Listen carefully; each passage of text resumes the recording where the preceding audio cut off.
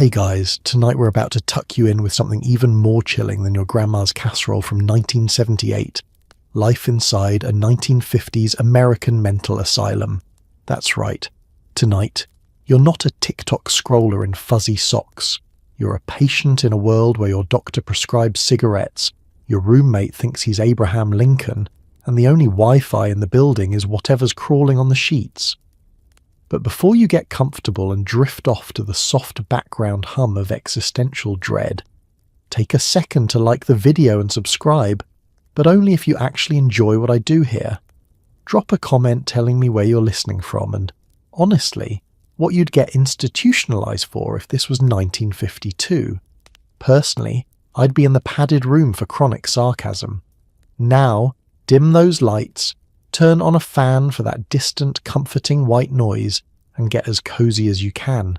Pull your blanket tight, just make sure there aren't any wandering hands from the next bunk over. But let's pause and let the questions spiral for a moment. Have you ever wondered what it actually felt like to be locked up for hysteria because you didn't smile enough at breakfast? Did anyone in a white coat actually know what they were doing, or was it just a nationwide science fair gone wrong? What did the food taste like when the chef's only spice was extra despair? How much electric shock therapy was too much electric shock therapy? Did anyone ever escape? Or did everyone just daydream about it while staring at the world through reinforced glass? Could you survive group therapy with a dozen strangers and a nurse with the emotional warmth of a snowman? Would you last a week without going completely, well, you know? And now, congratulations. You've just woken up in a 1950s American asylum. You're wearing someone else's slippers, you don't know where your toothbrush is, and your neighbour is reciting the Gettysburg Address backwards. Good luck. The first thing you notice is the smell, a delicate blend of bleach, sweat, and ancient pudding. You've barely had time to process the word asylum before someone hands you a clipboard and a paper gown that's 2 sizes too small. The intake nurse asks you questions with the empathy of a DMV worker in a thunderstorm. Congratulations. You have officially entered the most confusing job interview of your life, except the job is, try not to panic, and the only benefit package is a lifetime supply of unscented soap. The nurse rattles off questions at a speed that suggests she's training for the mental Olympics. Any allergies? Any violent tendencies? Any idea what year it is? On a scale from 1 to 10, how likely are you to climb out a window before lunch? You try to answer, but she's already checking boxes and writing non-compliant entries in your file because you blinked too slowly. Let's talk about your outfit. If you've ever worn one of those backless hospital gowns, you know the feeling. Exposed, confused, and vaguely chilly. Now imagine it's made out of recycled sandpaper, and it comes in a stunning shade of government-issue oatmeal. No drawstring, no dignity, and definitely no pockets. The only accessory you get is a wristband with your name, birthday, and a barcode, just in case you try to sneak out and get mistaken for next week's laundry. And then there's the waiting room, a true masterpiece of institutional design. The walls are painted a colour that can only be described as hospital sadness. The chairs are bolted to the floor, spaced exactly far enough apart that you can't whisper to the other nervous rivals, but close enough that you can hear every sniffle, sigh, and the occasional unsettling giggle from behind the admin desk. There's a plant in the corner that's been dead since the Truman administration, and a clock that ticks so loudly it sounds like it's counting down to your next mistake. The nurse hands you a pen that's attached to a plastic chain, as if the greatest threat to the hospital's security is someone absconding with the world's most unreliable BIC. You try to fill out the paperwork, but the questions get weirder. Do you hear voices? Sometimes.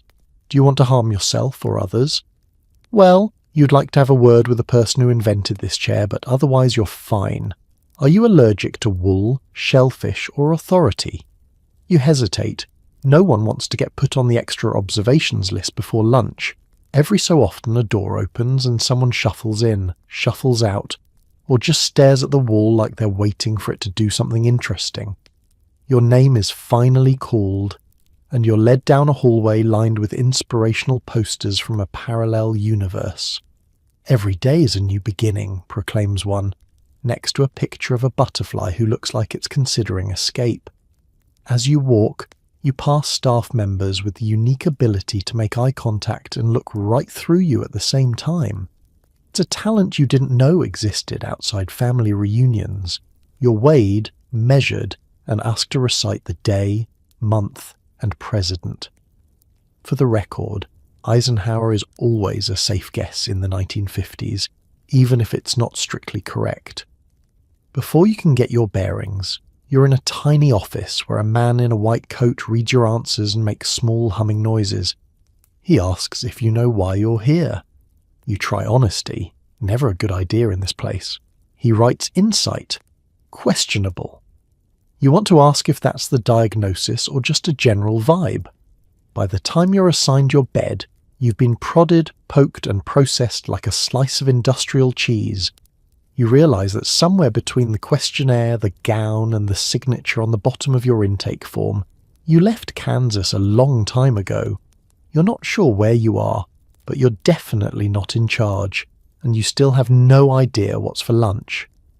Punchline: welcome to your new reality. You may not know the rules yet, but you'll learn them fast. Or else. You thought your worst day was that time you split your pants at a wedding, but this is a new low. Shoes off, belt gone, even your hairpins confiscated, just in case you were planning a daring escape or a mildly rebellious hairstyle. Let's set the scene. You're in a chilly, windowless room that somehow manages to combine the privacy of an open bus stop with the atmosphere of a haunted laundromat. Two orderlies, one built like a retired linebacker, the other with the suspiciously chipper energy of someone who's had too much instant coffee, gently but firmly explain the rules. The first rule: there's no such thing as privacy. The second: if you can hide it in a sock, you can definitely lose it at the door. They ask you to empty your pockets, but you've already been stripped of most of your worldly possessions. What's left is inspected with the kind of thoroughness you'd expect from airport security if airports were run by your least favourite gym teacher. Got a comb? Hand it over. That paperback novel? Not allowed. Someone once used Little Women to tunnel into the adjacent broom closet. Is that a button with a sharp edge? Nice try, Houdini. It goes in the forbidden box with all the other micro-weapons. Bobby pins, shoelaces, that one Lego you found in your coat pocket. Now you're told to take off your gown, a garment so flimsy it qualifies more as an existential concept than as clothing. As you stand there in the all-together, the orderlies do their best not to stare, but you can tell they've seen everything. It's a mutual, unspoken agreement. You pretend this isn't the most humiliating moment of your adult life, and they pretend you're the first person who's ever blushed in here. The air is cold, but the silence is colder. Somewhere, a clock ticks in judgment. Let's talk sensory detail.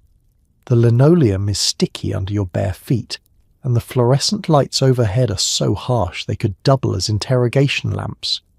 You're handed a tiny bar of soap and pointed toward a shower stall that promises sanitation in theory, but smells like it's seen 1,000 desperate attempts at scrubbing away anxiety. There's no curtain, naturally. Wouldn't want you hiding a razor blade behind a polyester ruffle. You do your best, speed washing with institutional soap that leaves you both squeaky clean and slightly more brittle than before. After the world's shortest shower, you get the official inspection. The staff checks your hair, your hands, even the soles of your feet, in case you've attempted to smuggle in a secret message or the last shreds of your self-respect.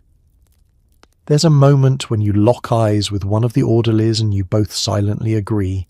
Let's never speak of this again. The new wardrobe arrives. Hospital-issue pajamas and a robe made from a fabric best described as vintage sandpaper. You're allowed slippers with rubber soles, but they have the style and arch support of overcooked pancakes. If you were hoping for a comfy pair of socks, dream on. You're here for safety, not spa day. As you get dressed, Someone checks your ears for earrings and your teeth for anything that might double as a lockpick. You're pretty sure this is all overkill, but then again, this is the 1950s. They've seen it all, from paperclip jailbreaks to elaborate escape attempts involving nothing but chewing gum and determination. By the time they finish, you've lost not just your belongings, but any illusions of modesty. Your dignity is in a small plastic bin, sitting somewhere between a broken pen and a deck of playing cards missing the Queen of Hearts. You're officially ready for your close-up as Patient 1074, the newest inmate in a world where personal space is a rumour, privacy is a punchline, and your best hope for feeling human again is remembering that everyone, staff included, is just as weirded out by this process as you are. And the punchline? Just when you think it's over, someone comes back to ask if you're comfortable. You nod, wrapped in your dignity-proof robe, and realise the answer is no, but give it a few days. You get shown to your bed, one lumpy mattress among a lineup of characters you'd usually only meet at a midnight Waffle House. There's the guy who speaks fluent Morse code, a chronic knitter, and someone who claims to have invented rain. Welcome to your new habitat. The nurse waves a hand, gesturing vaguely at the rows of mismatched cots and the swirling circus of humanity occupying them. If you thought you were the only person having a rough decade, think again. Here, everyone is either waiting for their next big break or their next round of tranquilizers. You learn fast. There's no such thing as normal on this ward, only degrees of eccentricity measured by how loudly your roommate snores or how many times a day the knitter finishes another woolen square. Let's talk about the ambience. The air buzzes with the unique harmony of muttered conversations, coughs, and the constant scrape of a chair leg as the Morse code guy taps out what you hope isn't a call for help.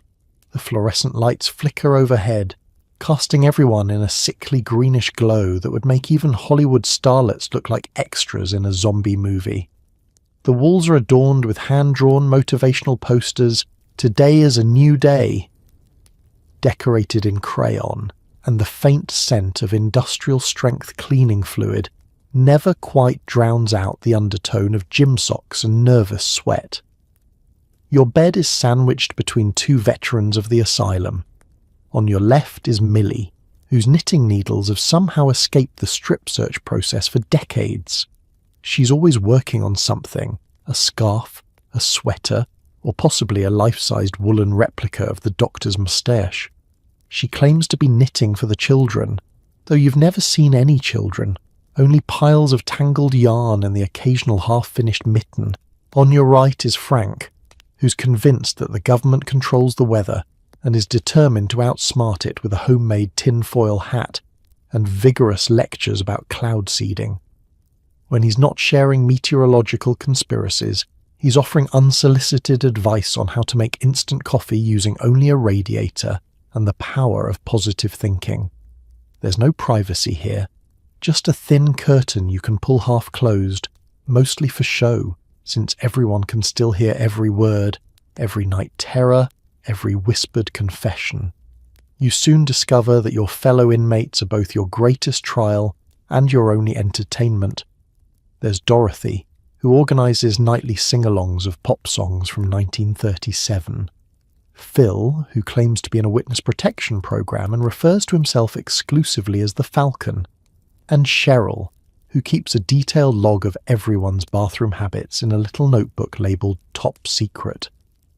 Nights are an adventure. Just as you start to drift off, the Morse code guy taps out what might be the entire Gettysburg Address in dots and dashes.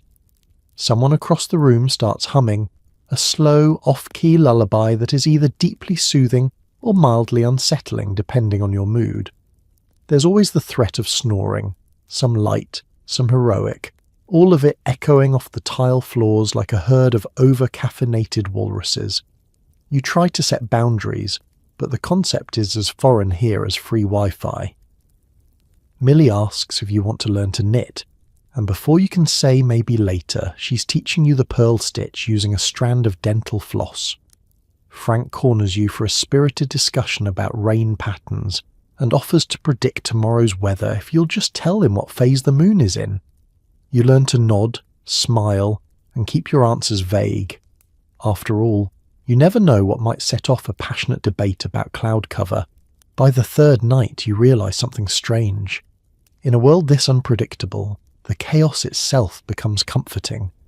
You find yourself almost looking forward to the nightly Morse code recitals, and the chance to see what new masterpiece Millie has produced. Sure, it's noisy, crowded, and absolutely nothing like home, but at least you're never bored. And if you ever forget why you ended up here, just listen. There's always someone happy to explain, in detail, and usually at full volume. Punchline. The human zoo isn't so bad once you accept that you're one of the exhibits. Just smile, wave, and enjoy the show. Forget designer labels. Your new wardrobe is the colour of despair and fits like it was designed by a committee of blindfolded raccoons. No pockets, of course, because you might stash your hopes in there. Welcome to the pinnacle of 1950s psychiatric chic, where every outfit screams I gave up, and all I got was this institutional smock. The moment you change into your hospital pyjamas, you realise you have entered a parallel universe where the only accessory anyone wants is the exit sign. The fabric is a cross between burlap and something that might once have been cotton, before all the joy was chemically removed. The fit. Imagine a trash bag with sleeves but less breathable. Let's talk colour. This season's collection offers a dazzling spectrum ranging from washed-out blue to greyish tan, officially known as Psych Ward Taupe. Everything is the exact shade of sadness you get when you spill coffee on your last clean shirt before a job interview. Patterns are strictly forbidden.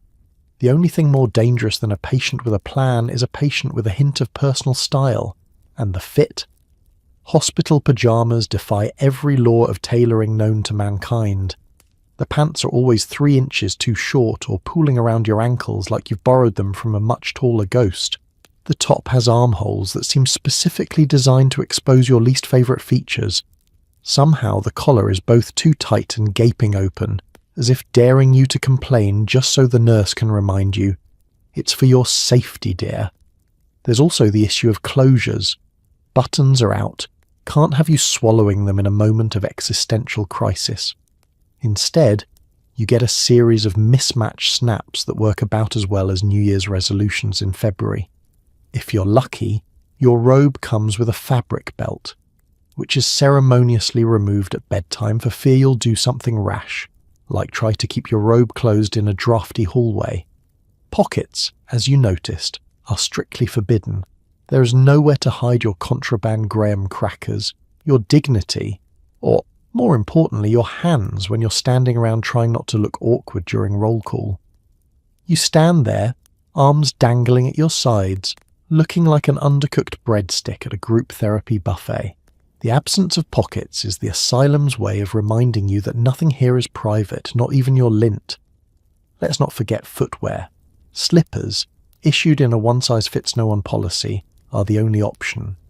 They come in a neutral, not found in nature beige, and have the structural integrity of wet cardboard. If you want arch support, you'll need to request a transfer to the orthopaedic wing, or develop some very creative towel folding techniques. Socks are rare and prized, usually reserved for those with good behaviour or cold feet and a persuasive argument. More than once, you'll catch someone bartering an extra pudding cup for a clean pair. Showers offer a unique fashion opportunity, the ever-stylish hospital towel. These towels are so thin you could use them to filter coffee. They barely wrap around your waist, so there's always a risk of accidental moonlight, especially on your way back to the room, clutching it like a contestant in a very low-budget game show. If you try to personalise your look, a cuffed sleeve here, a rebellious roll of the waistband there, the staff will gently but firmly unroll, untuck and restore you to the uniform standard. Individuality is not on the approved treatment plan, but on the plus side, there's never any confusion about what to wear each morning. If it's clean, it's yours. If it's stained, it's probably still yours. After a few days, you start to forget what normal clothes feel like. Jeans become a myth. T-shirts a memory, and anything with a zipper seems as exotic as a silk kimono. But you adapt.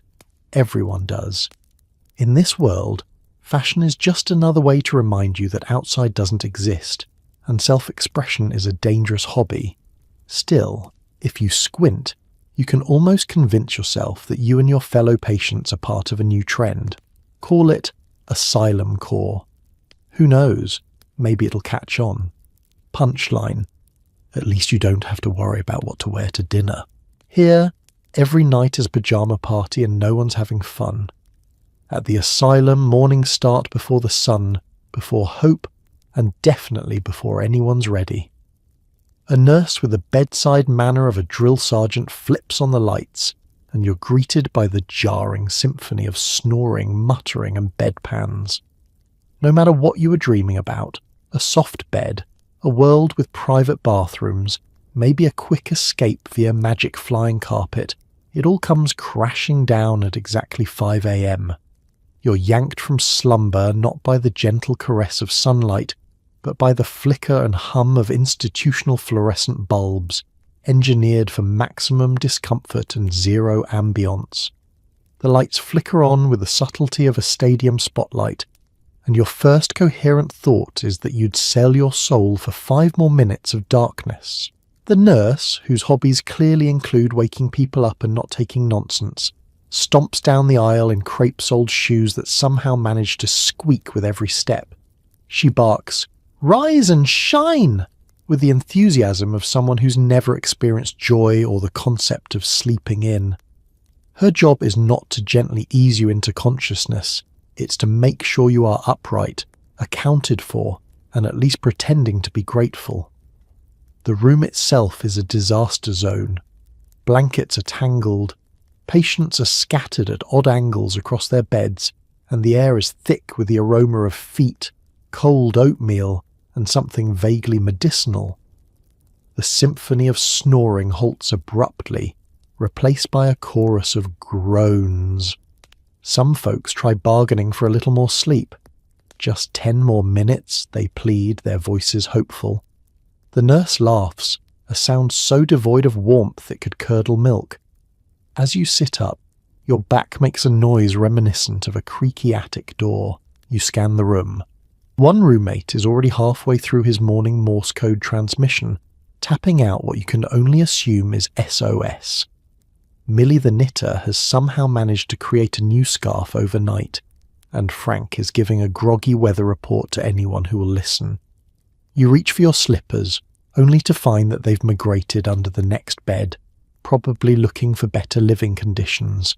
Personal hygiene is next. Everyone shuffles to the communal bathroom, clutching their dignity and the world's tiniest bar of soap. The line is long, patience is short, and the water is cold enough to wake the dead. Someone tries to comb their hair with a plastic fork, an act of rebellion, or just wishful thinking, it's hard to tell. If you're lucky, you get 2 minutes of tepid water and a cracked mirror that turns every face into a modernist art project. You stare at your reflection, wondering if this is what Picasso meant by his blue period. Breakfast follows, and the transition is as smooth as a gravel road. You're herded to the dining hall, a bright, echoing space filled with the comforting aroma of mystery porridge. The food appears to be the same every morning, as if someone made a lifetime supply during the Hoover administration, and has been working through it ever since. The meal is accompanied by weak coffee, and the desperate hope that, just once, the toast will actually be toasted. The staff insists breakfast is the most important meal of the day. Judging by the faces around you, important is a relative term. Most people look like they're reconsidering every life choice that led them here, starting with getting out of bed. Frank offers his theory that the oatmeal is secretly a government experiment. You consider that he might be onto something, especially after a third spoonful. By 6 a.m, you're washed, dressed, fed, and vaguely aware of your own existence. The nurse checks off names on her clipboard, occasionally glancing up to make sure no one's tried to sneak back under the covers. There's a brief moment of stillness as everyone stares out the barred window, watching a sky that's still dark and wondering how many more mornings like this you can survive. Punchline, and as you line up for medication, bleary-eyed and half awake, you realize somewhere out there, people are still sleeping, but not here, not you, not ever again. Welcome to 5 a.m. and regret. Ever wondered what happens to all the food that doesn't make it onto real-world menus? Welcome to the Asylum cafeteria. The porridge could be concrete, the coffee is somehow both scalding and cold, and every meal is served with a generous side of confusion.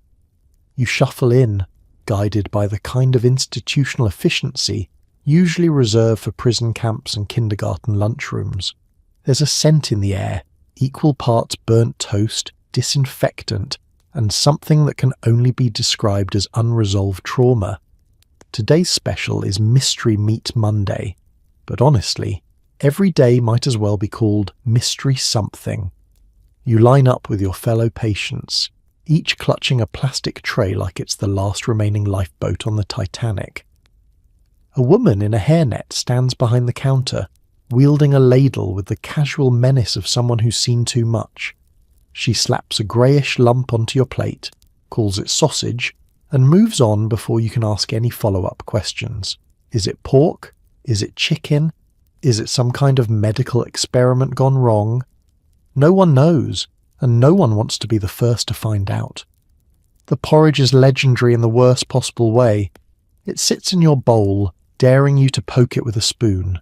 The consistency is somewhere between quick-drying cement and the kind of paste you used to eat in elementary school before people started worrying about nutrition. It's lukewarm in the middle, crusty on top, and if you flip it over, it holds its shape like a sand castle. Some say if you listen closely you can hear it plotting its escape. The coffee is a triumph of industrial science, simultaneously too hot to drink and too cold to enjoy. It arrives in a chipped ceramic mug, already halfway evaporated, and tastes like someone strained it through an old sock. You stare into its murky depths and wonder if today is the day you finally develop the superpowers everyone promised you as a child. As you scan the cafeteria, you realize breakfast is not just about eating, it's a psychological test. Some patients eye their food with the stoic resignation of Roman gladiators. Others trade bites of toast or dollops of jelly like black market commodities. If you're lucky, you might score a single-serve carton of milk, expiry date unknown, flavour unpredictable. Someone once got a banana, and the whole ward buzzed about it for weeks like it was a celebrity sighting. Let's talk about seating. The tables are long and communal, the kind that force you into awkward conversations before your brain has fully rebooted. There's always that one guy who claims the end seat every morning, building a fortress of napkins and glaring at anyone who approaches. Your regular spot becomes sacred territory, a sliver of stability in a world where the only guarantee is that the oatmeal will taste like wet cardboard. If you attempt to customize your meal, toasted bread, maybe a sprinkle of sugar on the porridge, the staff gently remind you, with a look that could curdle milk, that creativity is not part of the treatment plan. Seasoning? Forget it. Salt and pepper shakers are locked up somewhere with the sharp objects and all the interesting books. You make do with what you have and learn to appreciate the subtle notes of institutional despair. Conversations over breakfast are surreal too. Millie debates whether the egg is actually egg. Frank launches into another theory about how the CIA is controlling the coffee supply. The Morse code guy taps out SOS using a fork and half a slice of dry toast. You realise that here, the line between coping mechanism and breakfast ritual is alarmingly thin. By the end of the meal, you're not full, but you're something. Maybe it's resolve, maybe it's heartburn, maybe it's a newfound respect for anyone who manages to swallow more than 3 bites without asking existential questions about the origin of cafeteria sausage. Punchline. As you return your tray and try to forget the taste of concrete porridge, you wonder, if breakfast really is the most important meal of the day, What does that say about the rest of your life here? Bon appétit. Twice a day, a nurse wheels around a cart loaded with tiny paper cups. Each contains a handful of pills in colours not found in nature. You're told to swallow first, ask questions never, and don't even think about refusing unless you enjoy group therapy on anger management. The parade begins at precisely 8 a.m. and 8 p.m.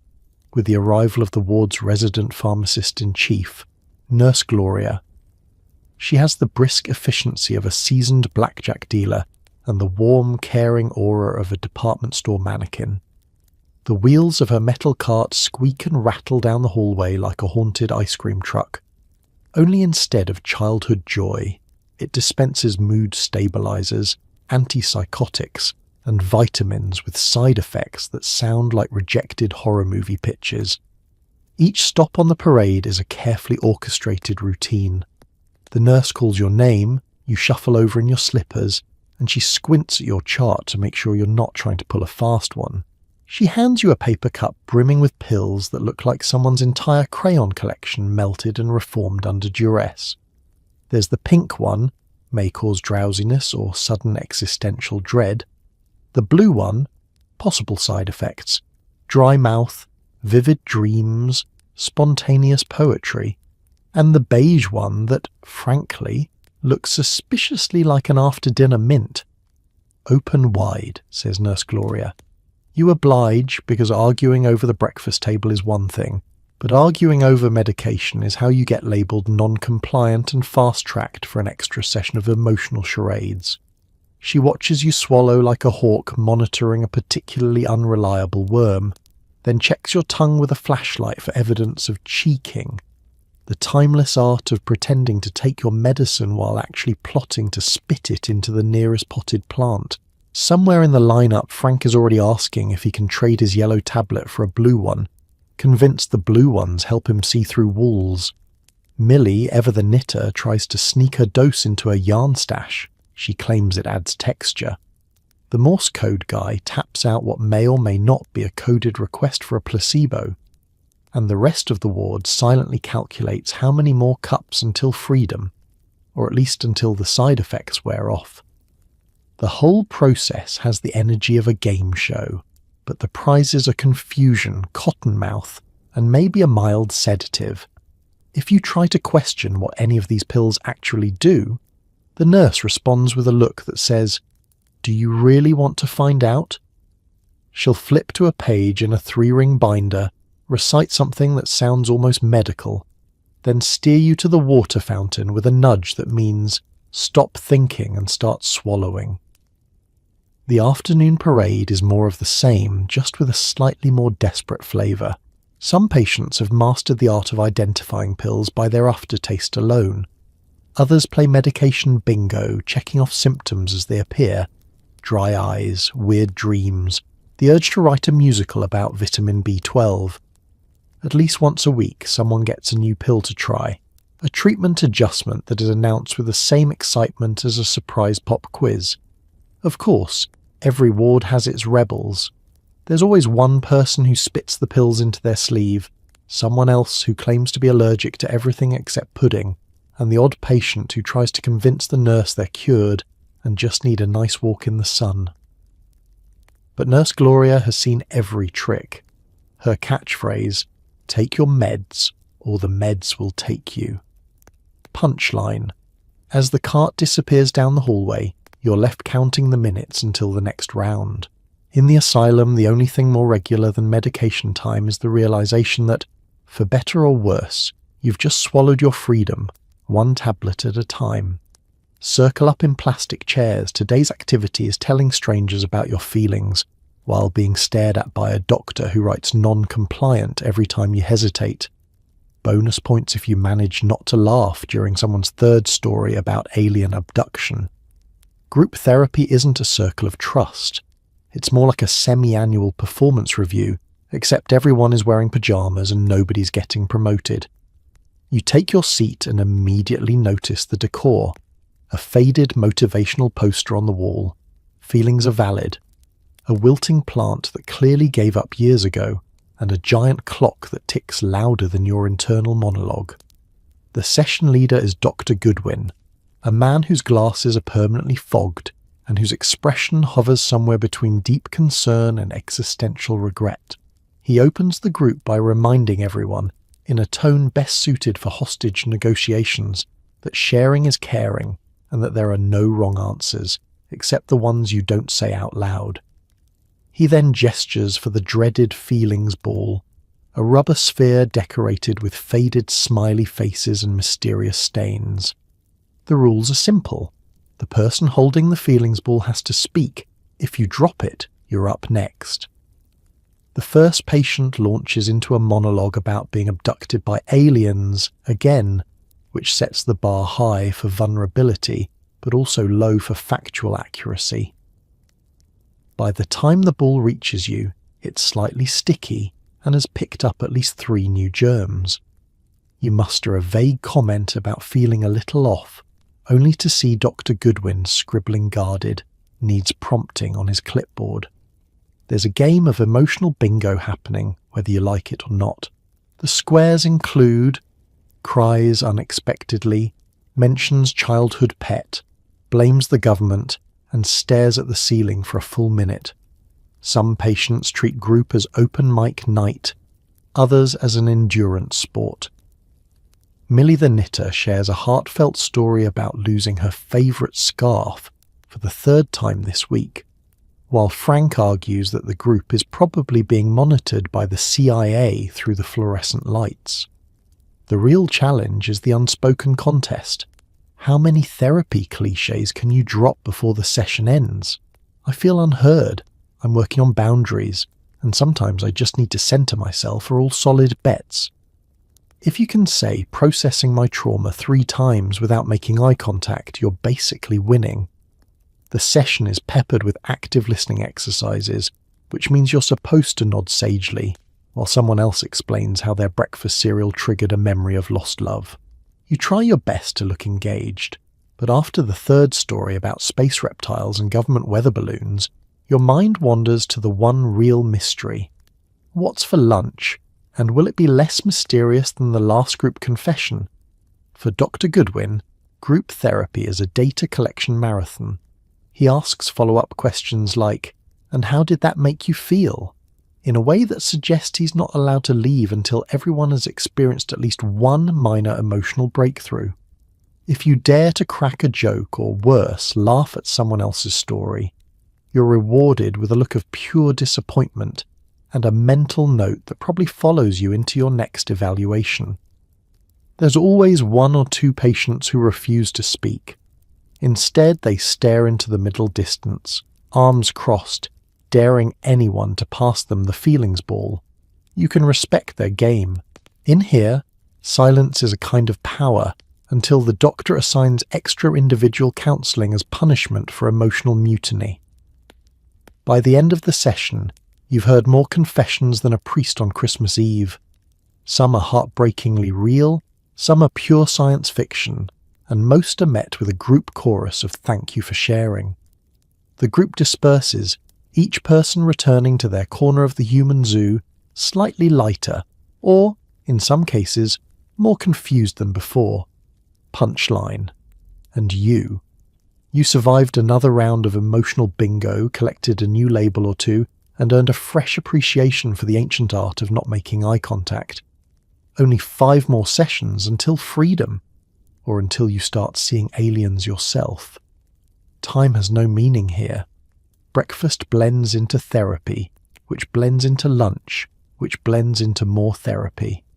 Every hour is announced by a bell that somehow makes you more anxious than you were before.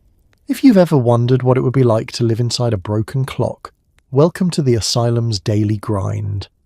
There's a schedule printed on a crumpled sheet taped to the wall, but it might as well be written in ancient hieroglyphics. Every block of time is just another episode in a never-ending rerun. Morning routine, group activity, quiet time. These sound like promising invitations, but in reality, they're just synonyms for be somewhere and pretend to look interested. You start your day, as always, with the sacred ritual of roll call, followed by the sacred ritual of remembering which day it is. There's a vague sense that Monday might be different from Thursday, but the only real way to tell is by the rotation of mystery meat in the cafeteria and how many cups of medication you've already swallowed. Sometimes, in a flash of optimism, you check the window for sunlight, but the weather is always fluorescent, and the view is always the same. The courtyard, the fence, and the one squirrel who seems to have a better escape plan than anyone inside. The day is broken up into units, all carefully monitored by staff wielding clipboards and looks of mild suspicion. After breakfast, there's occupational therapy, where you're invited to express yourself through lopsided ceramics, watercolour blobs, or, if you're frank, building a scale model of the hospital out of mashed potatoes. This is followed by quiet time, which in practice is neither quiet nor particularly timed. Some patients nap. Others attempt to read ancient magazines or just stare at the ceiling, trying to remember if they've lived this exact hour before. Next up, group therapy. Yes, again. It's just as soul-bearing as before, but with more yawning and slightly less enthusiasm. You learn that in the asylum, time is not measured by clocks, but by how many times you've had to discuss your feelings about breakfast. After group, it's back to the lounge, where the only entertainment is a battered deck of cards and a TV mounted so high on the wall it might actually be an experiment in neck mobility. The TV is always tuned to the news or static, and every attempt to change the channel is met with a polite but firm that's not part of your treatment plan. Lunch arrives, and it's a blur. Sometimes there's a hint of spice or something masquerading as fruit, but mostly it's just a replay of breakfast with a different label. After lunch, there's more therapy, or recreation time, which involves sitting outside for a precious half hour, weather and institutional mercy permitting. You shuffle around the yard, careful not to step on the only flower, while a nurse with sunglasses and a stopwatch counts heads, like she's training for the FBI. Afternoons stretch out into an endless grey. The only way to distinguish between them is by who's snoring the loudest during quiet time, and whether or not you can hear Millie's knitting needles click from across the room. Occasionally, there's a special event, movie day, or a visiting motivational speaker who once wrote a book called Finding Joy in Bureaucracy. Nobody's read it, but the cover gets a lot of mileage. Evenings are for more medication, another meal, and some vague attempt at relaxation. Usually a puzzle missing half its pieces or a meditation tape played on a cassette deck that predates Elvis. By the time Lights Out rolls around, you've achieved the highest possible state of institutional enlightenment, total time confusion. Punchline. In here, every day is Groundhog Day, but with fewer laughs and more paperwork. If you listen closely, you can almost hear the bell ringing for tomorrow's breakfast. Or maybe that's just your imagination, trying to keep hope on the schedule. Once a week, you get to sit in a linoleum room and pretend your family doesn't blame you for the inconvenience. Everyone brings you fruit. Nobody brings you freedom, and the small talk is excruciating. The linoleum shines with that high-gloss anxiety unique to places where nobody really wants to be, including the furniture. There are folding chairs set up in uneven rows, and a rickety table covered in an army of bruised bananas, slightly sweaty grapes, and a grocery store apple that might outlast the Cold War. At one end of the room, a nurse hovers, her only job to make sure nobody passes you a hacksaw, baked inside a fruitcake, or starts a family feud over the quality of the Get Well cards. You hear your name called and your visitors, let's call them the troupe, shuffle in with the enthusiasm of a jury summoned for an especially tedious trial. Mum clutches a plastic bag full of vitamin C and guilt. Dad's got the strained smile of a man who'd rather be fixing the car.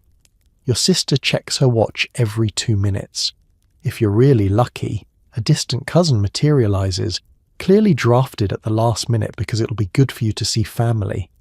Conversations start with the weather, detour into local news, did you hear about Mrs. Parker's cat? And quickly stall out. There's a silent mutual agreement to avoid the subject of your current living arrangements. Instead, Everyone overcompensates. "You look well," says Mom, as if fresh air and concrete walls are the secret to glowing skin. "Are they feeding you enough?" Dad ventures, eyeing your cafeteria pallor. "Do you have hobbies here?" your sister asks, as if the facility's a summer camp and not a crash course in pharmaceutical roulette. Fruit is pressed upon you as if it holds the key to your release. "Eat something," someone urges, and for a moment all conversation halts so you can demonstrate your ability to peel a banana in front of a live audience. You take a bite. Everyone relaxes, as if the act of digesting potassium is proof that you're on the road to recovery. There's always the hope, spoken or unspoken, that you'll say something magical and reassuring like, "I'll be out soon," or "I'm learning so much about myself." But you're just trying to make the visit less awkward than the cafeteria meatloaf. Sometimes someone brings news from the outside, a new neighbour, a sale at the department store, the tragic demise of Aunt Martha's ficus. It's meant to ground you in the real world, but instead it just reminds you that the real world is still spinning without your input. Midway through the visit, you glance at the clock, willing the minutes to pass faster. But time in the visiting room is a cruel trickster. 5 minutes feels like 50, and every conversation topic has to be wrung dry before you're allowed to escape. You notice other patients across the room, enduring the same forced smiles and fruit baskets. A few lucky ones get homemade cookies or a paperback novel. One guy's uncle brings him a rubber ball, contraband, swiftly confiscated by the nurse, who places it on the forbidden shelf next to last month's crossword puzzle and dreams. The end of visiting hours arrives with the subtlety of a fire drill. Everyone stands, exchanges stiff hugs or awkward pats on the back, and tries to end on an encouraging note.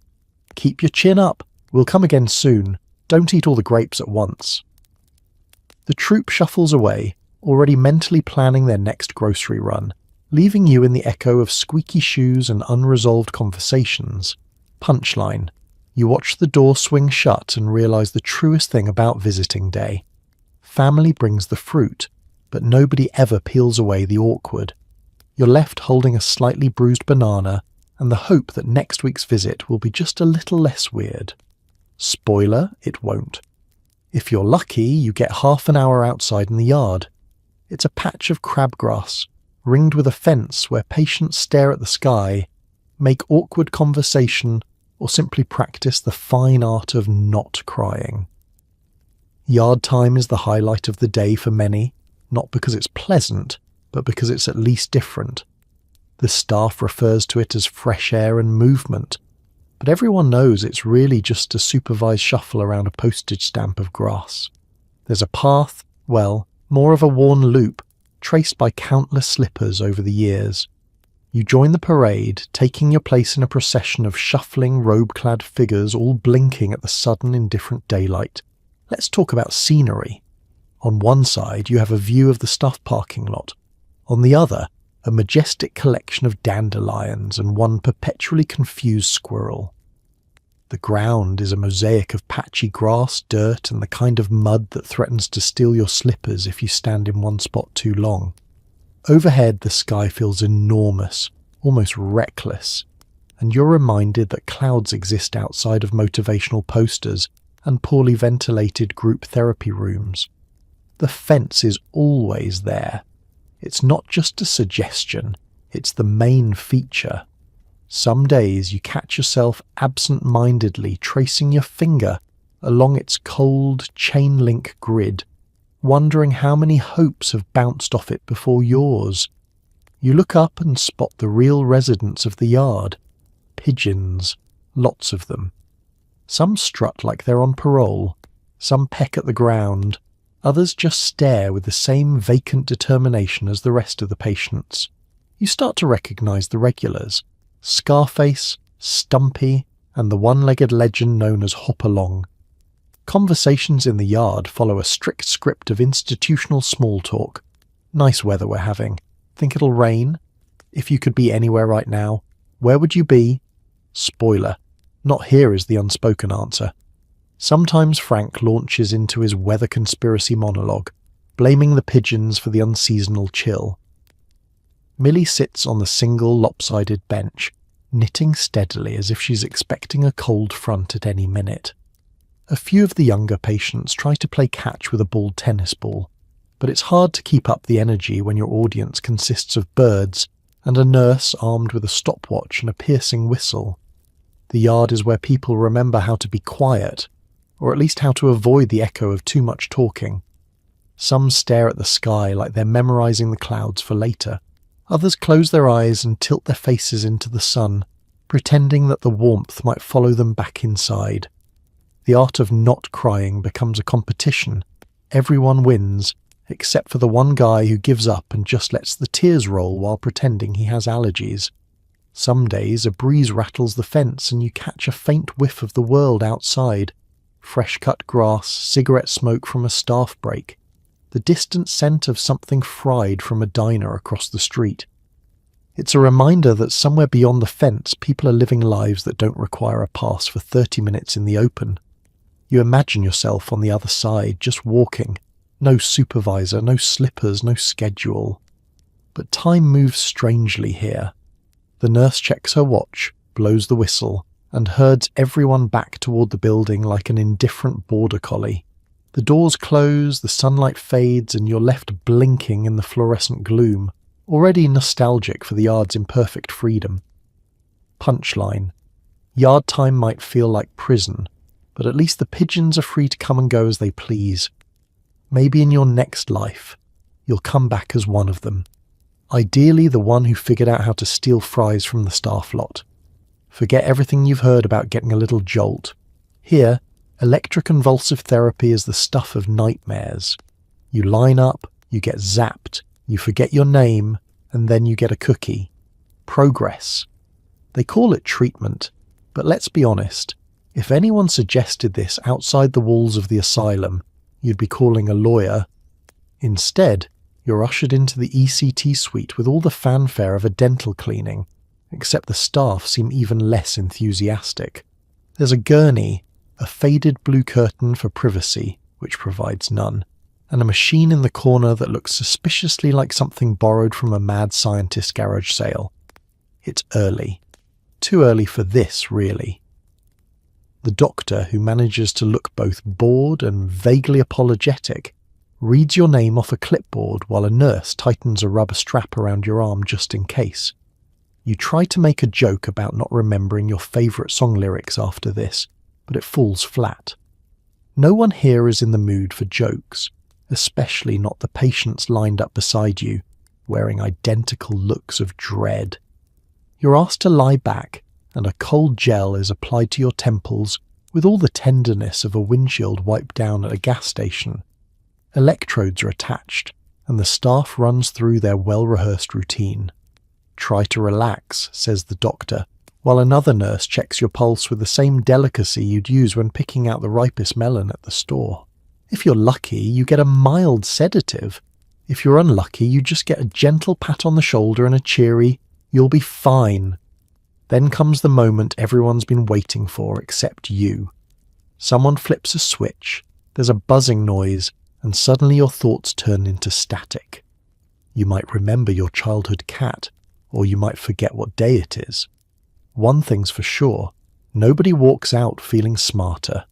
When it's over, you come to with a splitting headache, a mouth drier than the Sahara, and the overwhelming sense that you've misplaced something important, like your entire sense of self. This is progress, according to the official pamphlet. ECT helps reset the brain. It promises, with all the optimism of a horoscope written by someone who's never left the house. The staff hovers nearby, watching for side effects, which can include anything from short-term memory loss to feeling like you've just returned from a time-travelling vacation, where the only souvenir is a foggy sense of déjà vu. The best part? After the procedure, you get a cookie. Not a good cookie, nothing with chocolate chips or sprinkles. It's the kind of dry, crumbly disc you could use to sand down rough edges on your nightstand. But everyone accepts it gratefully, because when you're coming down from a controlled electrical storm in your brain, you'll take whatever comfort you can get. The post-ECT room is a quiet parade of groggy patients, all blinking at the walls and trying to piece together what year it is. You overhear fragments of conversation. Did it work? Where's my shoe? Why do I taste metal? The nurse hands out paper cups of water and murmurs reassuring platitudes like, "Just rest and you did great," as if you've just finished running a marathon instead of being gently rebooted like a malfunctioning toaster. Back on the ward, life resumes as if nothing happened. Therapy sessions, more pills, the endless rhythm of bells. Nobody talks much about ECT, partly because no one remembers it clearly, and partly because, well, who wants to relive the experience? It's just one more item on the daily schedule, another box to check in the long march toward recovery. Punchline. So the next time you hear someone mention just needing a little spark, remember that in the 1950s asylum, a spark meant losing your memories and earning yourself a cookie. Call it progress, or at least a shockingly memorable start to your day. Today's treatment involves being submerged in water hot enough to cook pasta, or cold enough to make you question your will to live. The staff call it soothing. You call it torture. Hydrotherapy, the fancy medical word for let's see how much you can tolerate before you file a complaint. In the 1950s asylum, it's considered cutting-edge care, right alongside electroshock and cheerful wallpaper. You arrive for your scheduled bath under strict supervision, escorted by 2 nurses who look like they lost a bet. The bath itself is a hulking porcelain tub, more suitable for soaking a Thanksgiving turkey than the human spirit. The ritual begins with a brisk temperature check. "Warm or cold?" asks Nurse Peterson, holding a thermometer with the clinical detachment of someone who's never actually taken a bath in this place. Your choices are scalding, al dente, tepid, regret, or ice bath, Arctic plunge. You can request a preference, but the staff will ignore it anyway. After all, who's the expert here? You, with your sense of self-preservation, or them, with their 10-minute training and a clipboard? You undress, clutching your dignity in the world's thinnest towel, and lower yourself into the tub. If it's hot, you feel your pores screaming for mercy as every childhood sin gets boiled from your skin. If it's cold, your teeth chatter so hard you could Morse code your escape plan. Either way, the sensation is less spare day and more science experiment gone wrong. Bubbles are not included. There's no music, no bath bomb, and certainly no rubber ducky. Instead, you get Nurse Peterson, timing your soak with a wristwatch and muttering the occasional relax it's good for you with all the conviction of a used car salesman. Sometimes she wraps you in ice-cold sheets for that cryo-chamber chic look. Other times she tucks you under a weighted canvas cover that feels like a punishment for crimes you don't remember committing. Let's talk therapeutic intent. According to the little pamphlet taped to the wall, hydrotherapy is supposed to calm agitation, ease anxiety, and restore emotional balance. According to you and everyone else on the ward, it's just another way to pass the time until your next round of mystery pills. Some days you wonder if the staff are actually just prepping you for life as a lobster. The experience is both deeply personal and utterly communal. Across the hall, you hear someone screaming about the water temperature while another patient softly sings lullabies to the faucet. Frank claims that the cold water keeps the government from reading your thoughts.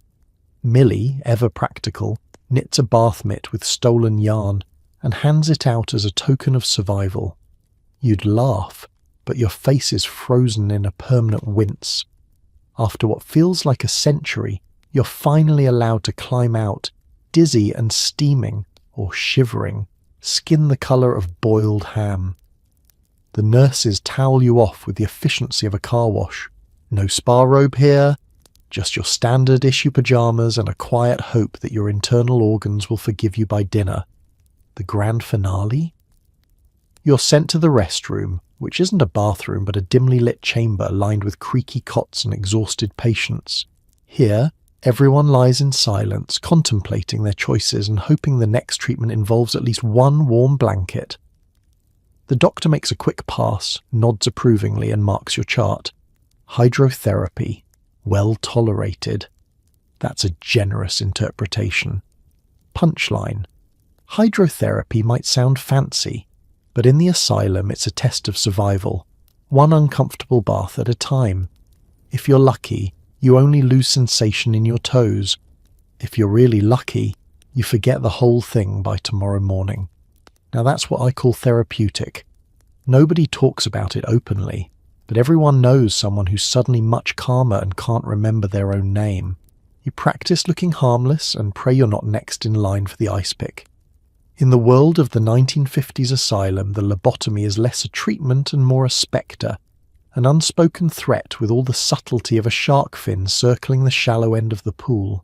The staff never say the word, but you see the looks exchanged between patients when a doctor walks by, twirling a pen just a little too thoughtfully.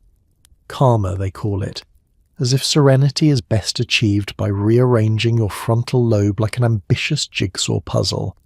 Every ward has a story, someone who went for a routine appointment and came back different, quieter, gentler. The spark gone from their eyes, replaced with a faraway look like they're perpetually watching a black and white TV with the sound turned off. You hear whispers over breakfast. Millie says you should never answer the doctor's questions too quickly, lest you seem agitated.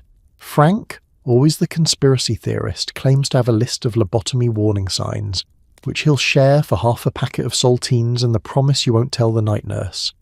It's not just idle gossip. There are clues. Mrs. Vickers, who used to recite Shakespeare at dinner time, now spends her days methodically folding napkins and humming Frère Jacques. Or poor Charlie, who once led a spirited escape attempt involving a mop and a banana peel. Now so pleasant he nods along with every staff suggestion and seems genuinely thrilled by steamed carrots. You start developing your own survival strategies.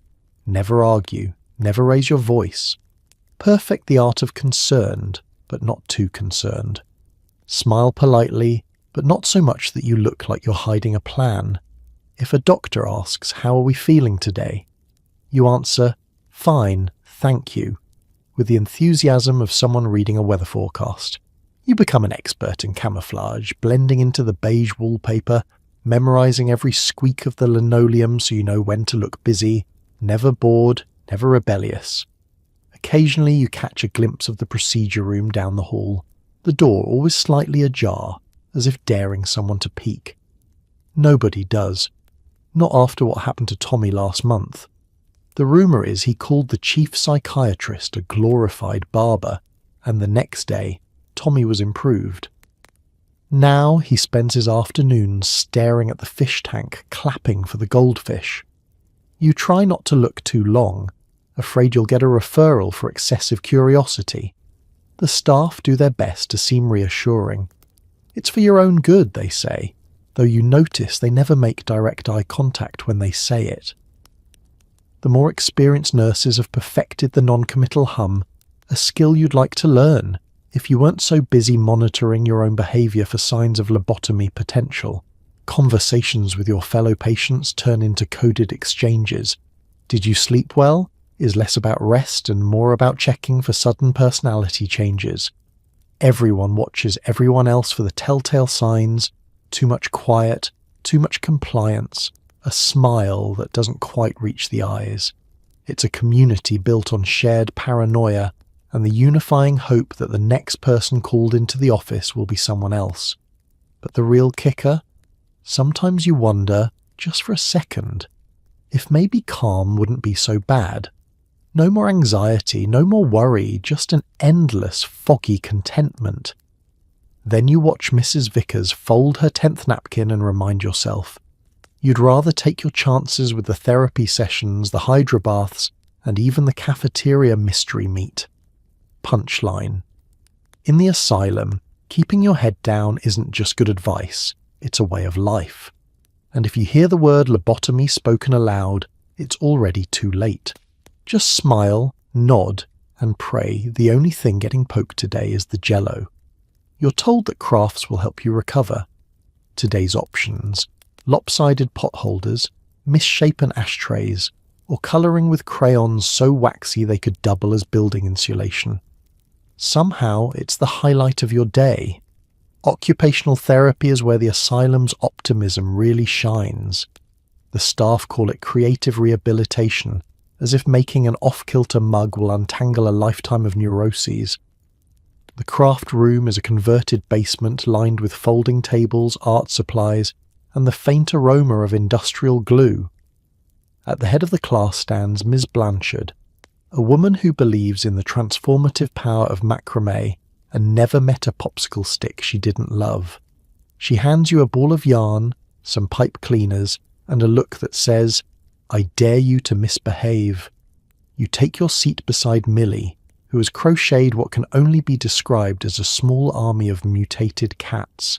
Frank is across from you, bending pipe cleaners into what he claims is a weather balloon surveillance system.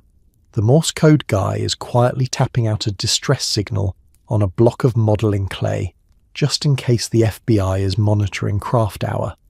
You look at the tray in front of you and realise your choices. Pot holder, guaranteed to be uneven, ashtray, even though nobody here smokes, or a colouring page depicting a tranquil woodland scene that will, inevitably, end up shaded entirely in burnt umber. The supplies themselves have a backstory. The crayons are so sturdy you could probably use them as makeshift crowbars, and the glue comes in containers so old the labels have faded into existential riddles. There's a suspiciously short stack of construction paper. The blue sheets always go first, fueling a black market trade in sky backgrounds and amateur Van Goghs.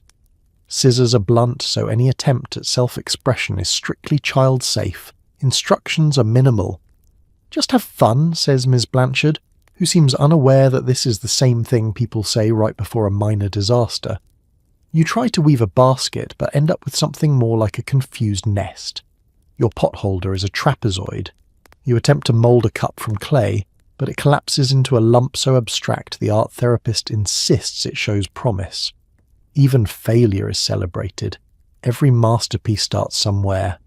Ms. Blanchard chirps, taping your creation to the wall of triumph, a gallery of slightly worrying pottery and finger paintings that looks like an exhibit from a museum of beautiful mistakes. The group dynamic is half support group, half competitive art show. Millie tutors newcomers in the ancient art of granny squares. Frank quietly judges everyone's colour choices. There's an unspoken rivalry to see whose lanyard can hold the most keys, even though nobody has any keys. Every now and then, someone gets too creative, like that time Cheryl tried to build a working catapult out of popsicle sticks and rubber bands. The catapult is gone, but the legend lives on. Somehow, amid the chaos of glue stains, crayon nubs and wonky looms, the room finds a kind of peace. For a few precious minutes, nobody's thinking about pills or group therapy or what horror the cafeteria is serving for lunch. There's just the soft, hypnotic rhythm of crafting, paper rustling, scissors snipping, Millie humming a lullaby older than the building itself. When time's up, Ms. Blanchard surveys the group's output like an art critic at a surrealist auction.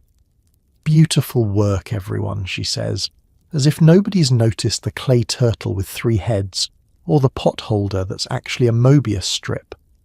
Your creation goes on the windowsill to dry, next to last week's monument to questionable taste.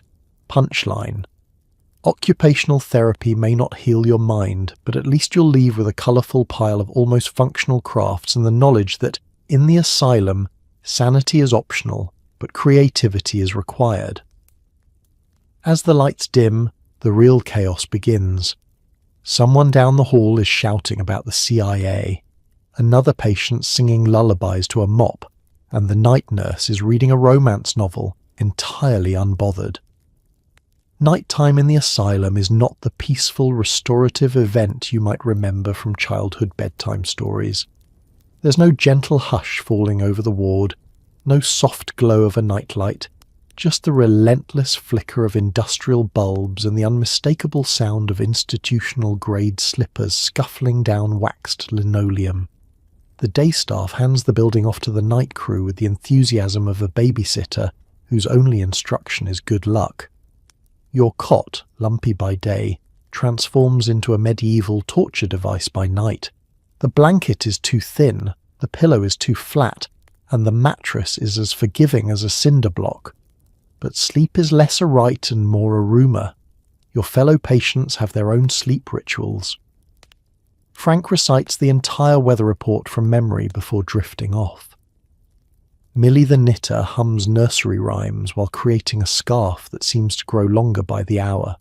Somewhere, the Morse code guy taps out messages that only the truly desperate attempt to decode. But the real action is in the hallway.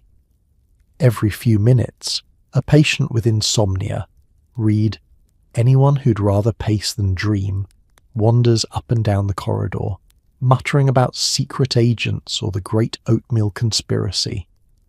A distant clatter signals another failed escape attempt. Someone's tried to hotwire a wheelchair again, only to discover the batteries are long gone. Someone else is locked in a passionate argument with the vending machine, convinced it's the head nurse in disguise. The night nurse, Nurse Edna, is the undisputed ruler of this kingdom of shadows. She reads paperback romance novels with titles like Savage Heartbreak and Forbidden Prairie, only glancing up when a particularly dramatic scream echoes down the corridor. Her philosophy is simple. If it's not bleeding, it can wait. She moves in slow, deliberate circles, armed with a flashlight, a clipboard, and a level of patience that should be studied by monks. Bed checks happen at random intervals. You get used to the squeak of Edna's shoes and the sudden shaft of light as she peeks into your room to make sure you're breathing, not plotting a mutiny, and still in possession of all issued linens. If you're awake, you pretend to sleep. If you're asleep, she somehow finds a way to wake you up with the gentlest possible just checking, dear. The sounds of the ward blend into an endless nighttime symphony. Snores that crescendo into full-blown operatic performances, punctuated by sudden shouts, a cackling laugh, or the mournful wail of someone remembering the outside world. The guy in the next bed might be serenading the darkness with a lullaby for his mop, named Beatrice apparently, or launching into a monologue about Area 51. There are moments when it's almost funny, if you weren't so desperate for a few minutes of uninterrupted REM. Sometimes you catch Nurse Edna glancing at the clock, marking time by the chapters in her novel, rather than by any real sense of night and day. The hours stretch and blur, and as midnight turns into 3 a.m., the ward seems to hold its breath, waiting for morning, for pills, for breakfast, for any sign that this sleepless night will finally end. Punchline. In the asylum, the night is long, the beds are hard, and the lullabies are always off-key. If you do manage to sleep, count yourself lucky. If not, there's always Beatrice the mop and the steady comfort of Edna's flashlight sweeping away the darkness, one chapter at a time. Every patient has a secret escape plan, and every plan is equally terrible. The fence is too high, the nurses are too alert, and you're not sure if you'd survive a world when no one delivers your pills twice a day. Still, plotting your grand exit is practically an Olympic sport in here. There's something about watching the orderly double-check the locks each night, or hearing the distant hum of freedom in the form of a delivery truck engine that sets your mind wandering. Some people sketch maps on napkins, charting a course past the security bushes and the world's most bored guard dog, whose only crime deterrent is napping aggressively by the back gate. The favourite time for escape planning is group therapy, because if you're going to get caught, you might as well do it with an audience. Frank claims he could dig a tunnel with nothing but a spoon and his unshakable sense of purpose. Millie, more practical, is quietly weaving a rope out of yarn scraps, though she admits she's not sure what she'll tie it to when the windows only open 6 inches and overlook the laundry bins. The Morse code guy spends his evenings blinking messages at the outside world, convinced there's a sympathetic janitor with a radio on the same frequency. Let's talk reality. Nobody is getting out. The fence might not look impressive, but it's topped with just enough wire to keep everyone honest, and just enough rust to discourage even the most determined daredevil.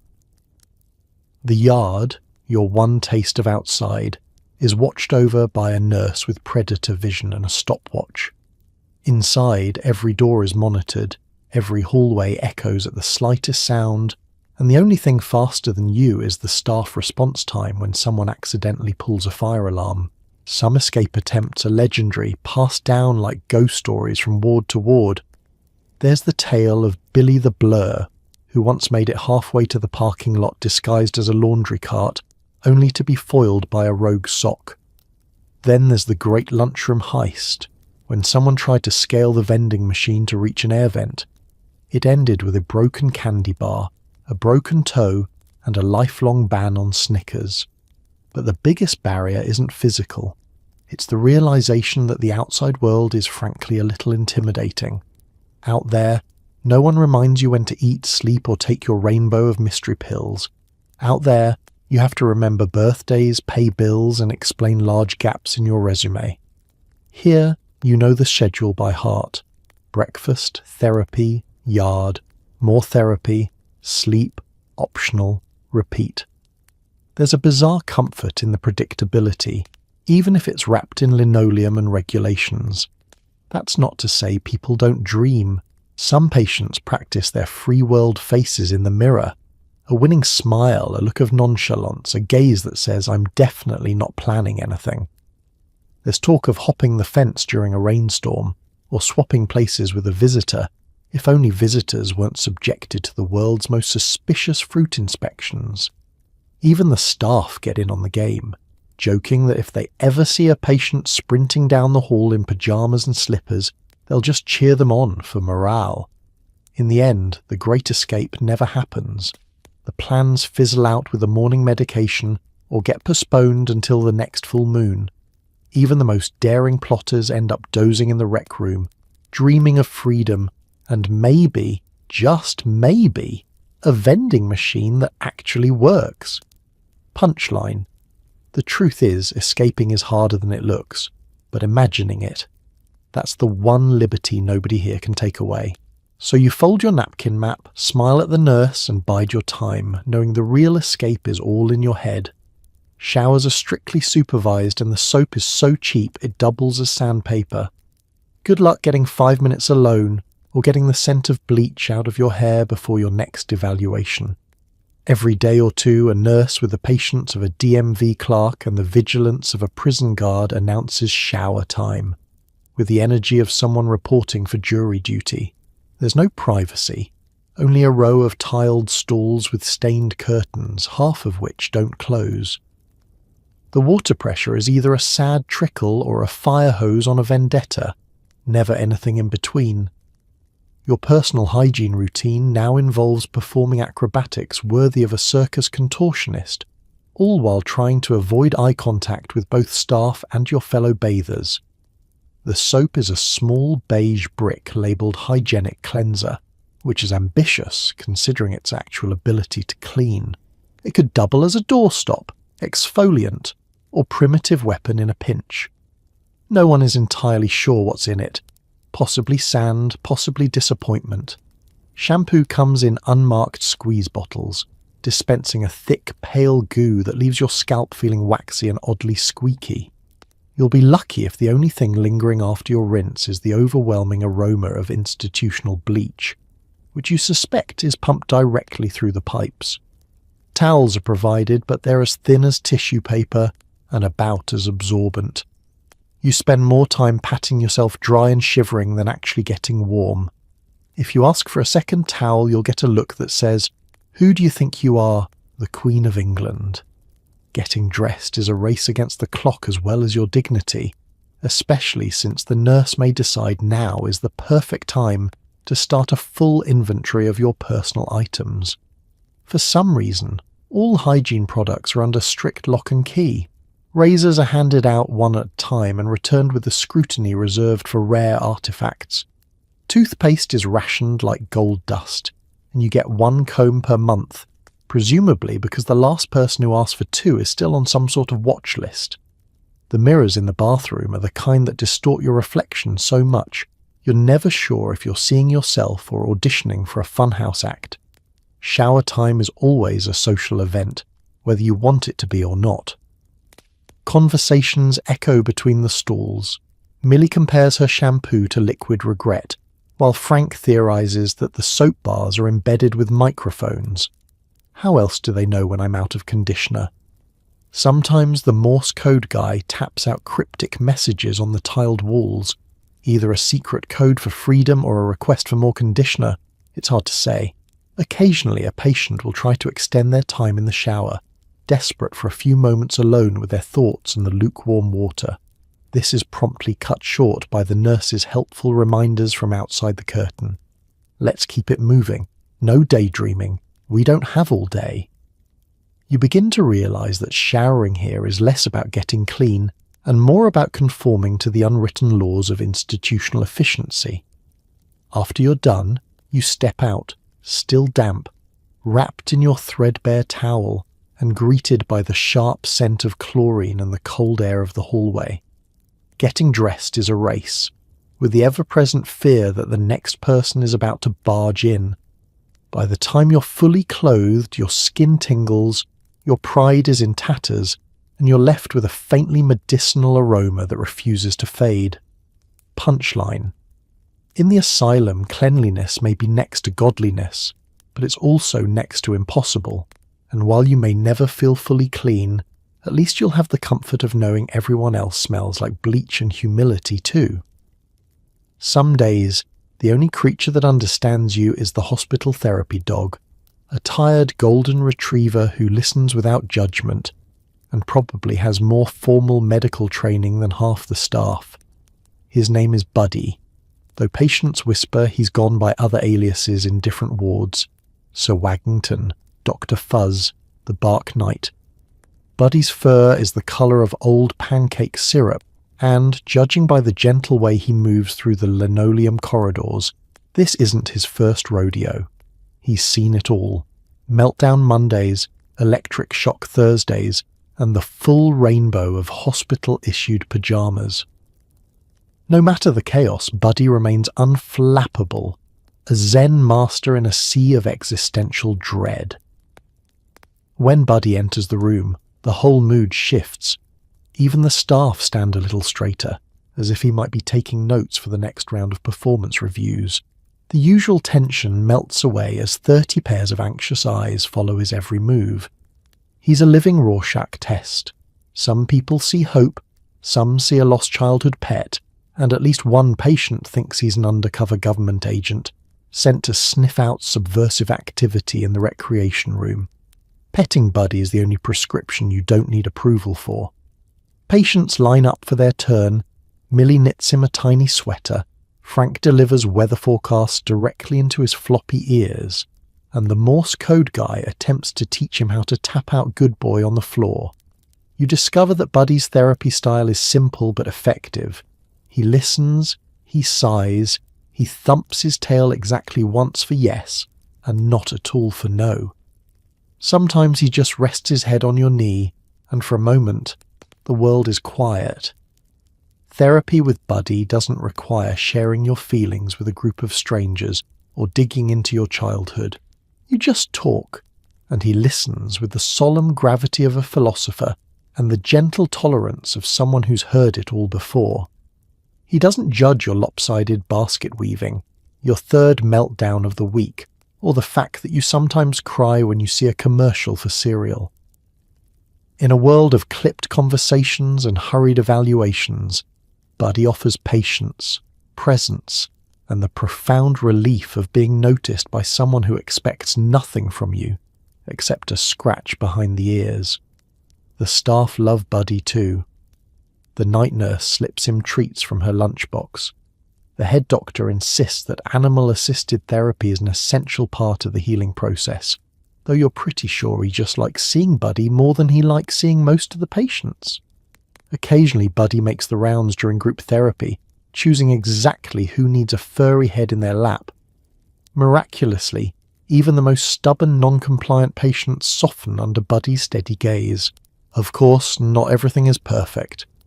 Buddy sometimes smells faintly of antiseptic and, on bad days, cafeteria gravy. He has a tendency to nap in the sunniest patch of the hallway, blocking the one shortcut everyone uses to avoid the nurse's station. Once he ate a crayon during occupational therapy and had Technicolor evidence for a week, but no one holds it against him. After all, he's the only staff member who never fills out paperwork or asks, "How does that make you feel?"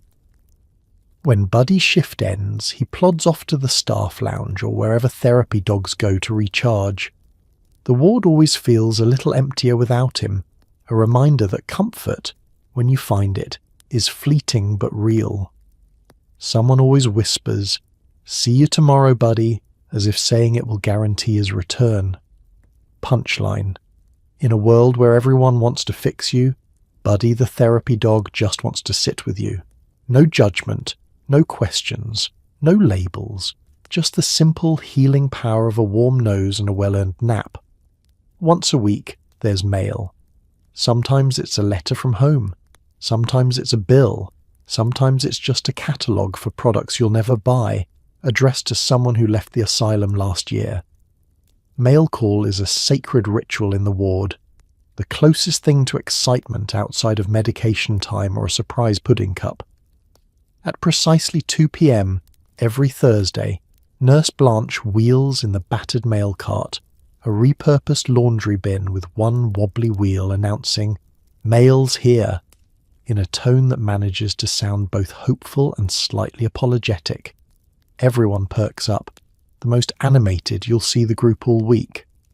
For a brief moment you remember the outside world is still spinning, even if you're not. The first envelopes handed out are always the most dramatic. Millie gets a thick letter from her niece, covered in rainbow stickers and probably full of stories about school recitals and mysterious cats. Frank receives a catalogue for gardening tools, a cruel joke, since the only things he's allowed to dig up are mashed potatoes. The Morse code guy gets postcards from a cousin in Florida, covered in dots and dashes only he can interpret. You get an envelope addressed in your mother's careful cursive, which always makes your stomach drop, equal parts hope and dread. Opening mail here is a public event. There's no privacy, just a room full of curious eyes watching you tear into your letter. You read quietly, trying to ignore Nurse Blanche hovering behind you, ready to confiscate anything that looks suspiciously like contraband. Last week it was a bookmark shaped like a key. Most letters are filled with small talk, updates about neighbours you barely remember, weather reports, and the latest drama from Aunt Linda's bridge club. Occasionally there's a hint of encouragement, "Hang in there," which feels both supportive and faintly threatening. Bills are met with groans and eye rolls. Yes, you're still expected to pay for life's little indignities, even while you're institutionalized. There's nothing quite like opening a hospital invoice or overdue utility notice to remind you that freedom, should it ever come, is not going to be cheap. You try to imagine explaining late fees to the nice man at the pharmacy. "Sorry, I was busy learning basket weaving for my sanity." And then there's the mail addressed to people who have long since vanished, forwarded catalogues for Marvin, who left in the spring, or mysterious packages for Ruth, whose name is now legend among new admissions. These relics are handed around, studied, and sometimes adopted by whoever needs a little boost that day. "I guess I'm Ruth now," someone jokes, and for a few hours she is, flipping through the latest in 1950s home decor as if she might redecorate her half of the room. The rarest, most valuable mail is a care package, homemade cookies, confiscated, puzzle books, if the staff approve the pencil, or a photograph from the outside world, carefully inspected for hidden codes. These small treasures are currency in the ward, bartered for a cup of actual coffee, or saved for a lonely night. The most coveted item, stamps, not for sending mail, but for collecting, displaying, or, once, trying to bribe the janitor for extra yard time. Even if your envelope is empty or your letter short, you read it twice. You fold it up, tuck it under your pillow, and pretend you'll write back, though nobody ever seems to have enough paper, and the staff are suspicious of too many outgoing messages. Still, you savour that brief connection, fragile as tissue and twice as precious. Punchline. In the asylum, mail call is a reminder that life goes on outside, awkward, expensive, sometimes absurd but real, and if your only letter is a bill, well, at least it's proof that somewhere you still exist. The doctor arrives, asks if you're feeling better, scribbles something about not today, and vanishes before you can mention your existential crisis or the mysterious rash you caught from the pillow. If you blink, you'll miss him. Dr. Taylor, white coat immaculate, clipboard clutched like a security blanket, hair parted with the precision of a man who's never had a nap interrupted, sweeps through the ward at exactly the same time each morning. He's flanked by a junior doctor who's still enthusiastic enough to make eye contact, and a nurse who's perfected the art of a silent sigh. "Good morning," he says, as if the concept is not debatable. The ritual is as tightly choreographed as a ballet, but with more confusion and less applause. He moves bed to bed, performing the medical equivalent of speed dating. Each consultation lasts approximately as long as it takes to recite your own name, and covers roughly the same ground as a polite conversation in an elevator. "How are we today?" he asks. Not "how are you?" The "we" is a clever trick, distributing the responsibility for mental health between you and the rest of the suffering world. You open your mouth to explain your latest revelation about the pointlessness of existence or to request a new pillow without mysterious stains, but Dr. Taylor is already jotting down something on your chart. Mood stable, appetite fair, no new complaints. You consider raising your hand, but you've learned that complaints simply mean more group therapy and a new set of side-eye from the staff. He might, if pressed, ask if you've been sleeping. You could say, "I get a few hours between the midnight mop serenade and the 5 a.m. lights on parade," but there's no checkbox for that on the form. "Good, good," he murmurs, making another note. The junior doctor, clutching a pen like it's a lifeline, chimes in, "Have you tried mindfulness?" You nod solemnly, which seems to satisfy everyone. Some patients see the doctor's rounds as an opportunity for performance art. Frank always claims to be excellent, just to see if it makes his medication cup lighter. Millie tries to bargain, one less pill for 2 potholders.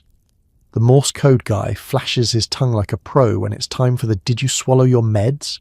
inspection, then immediately asks for a status update on his theoretical discharge.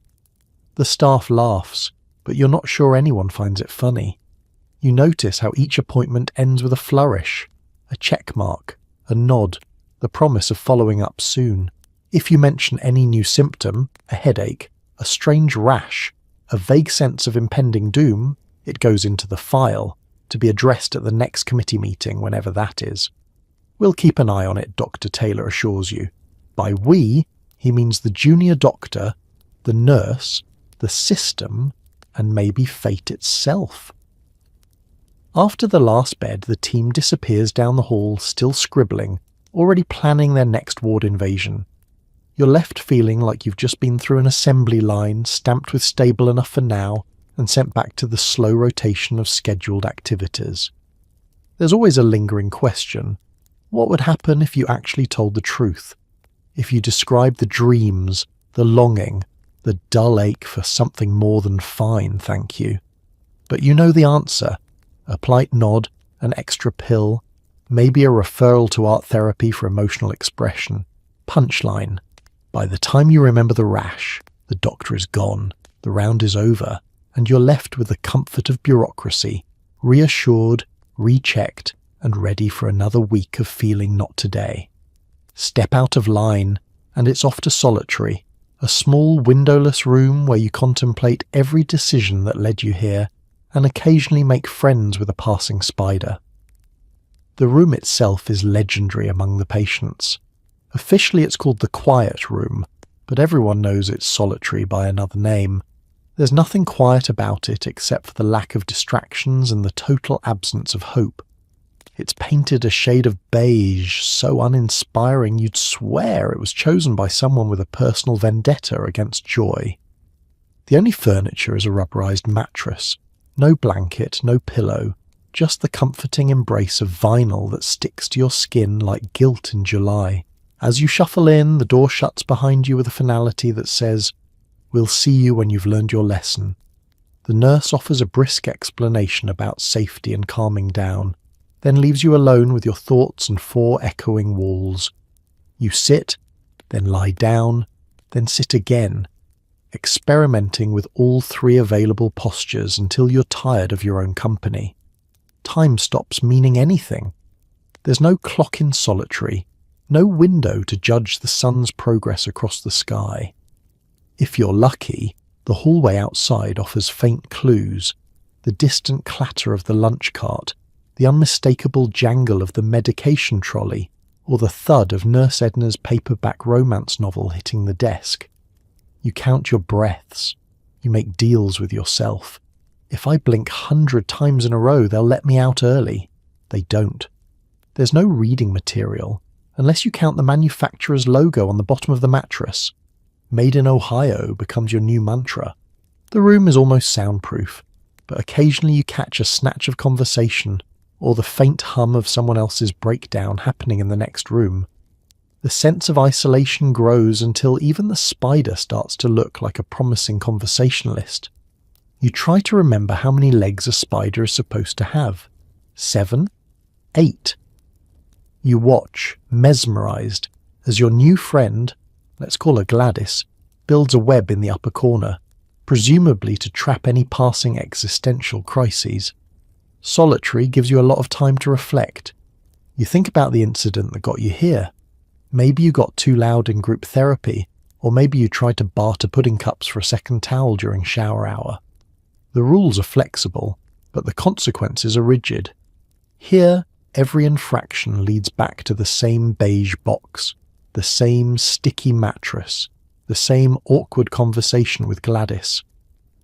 Some patients have mastered the art of solitary survival.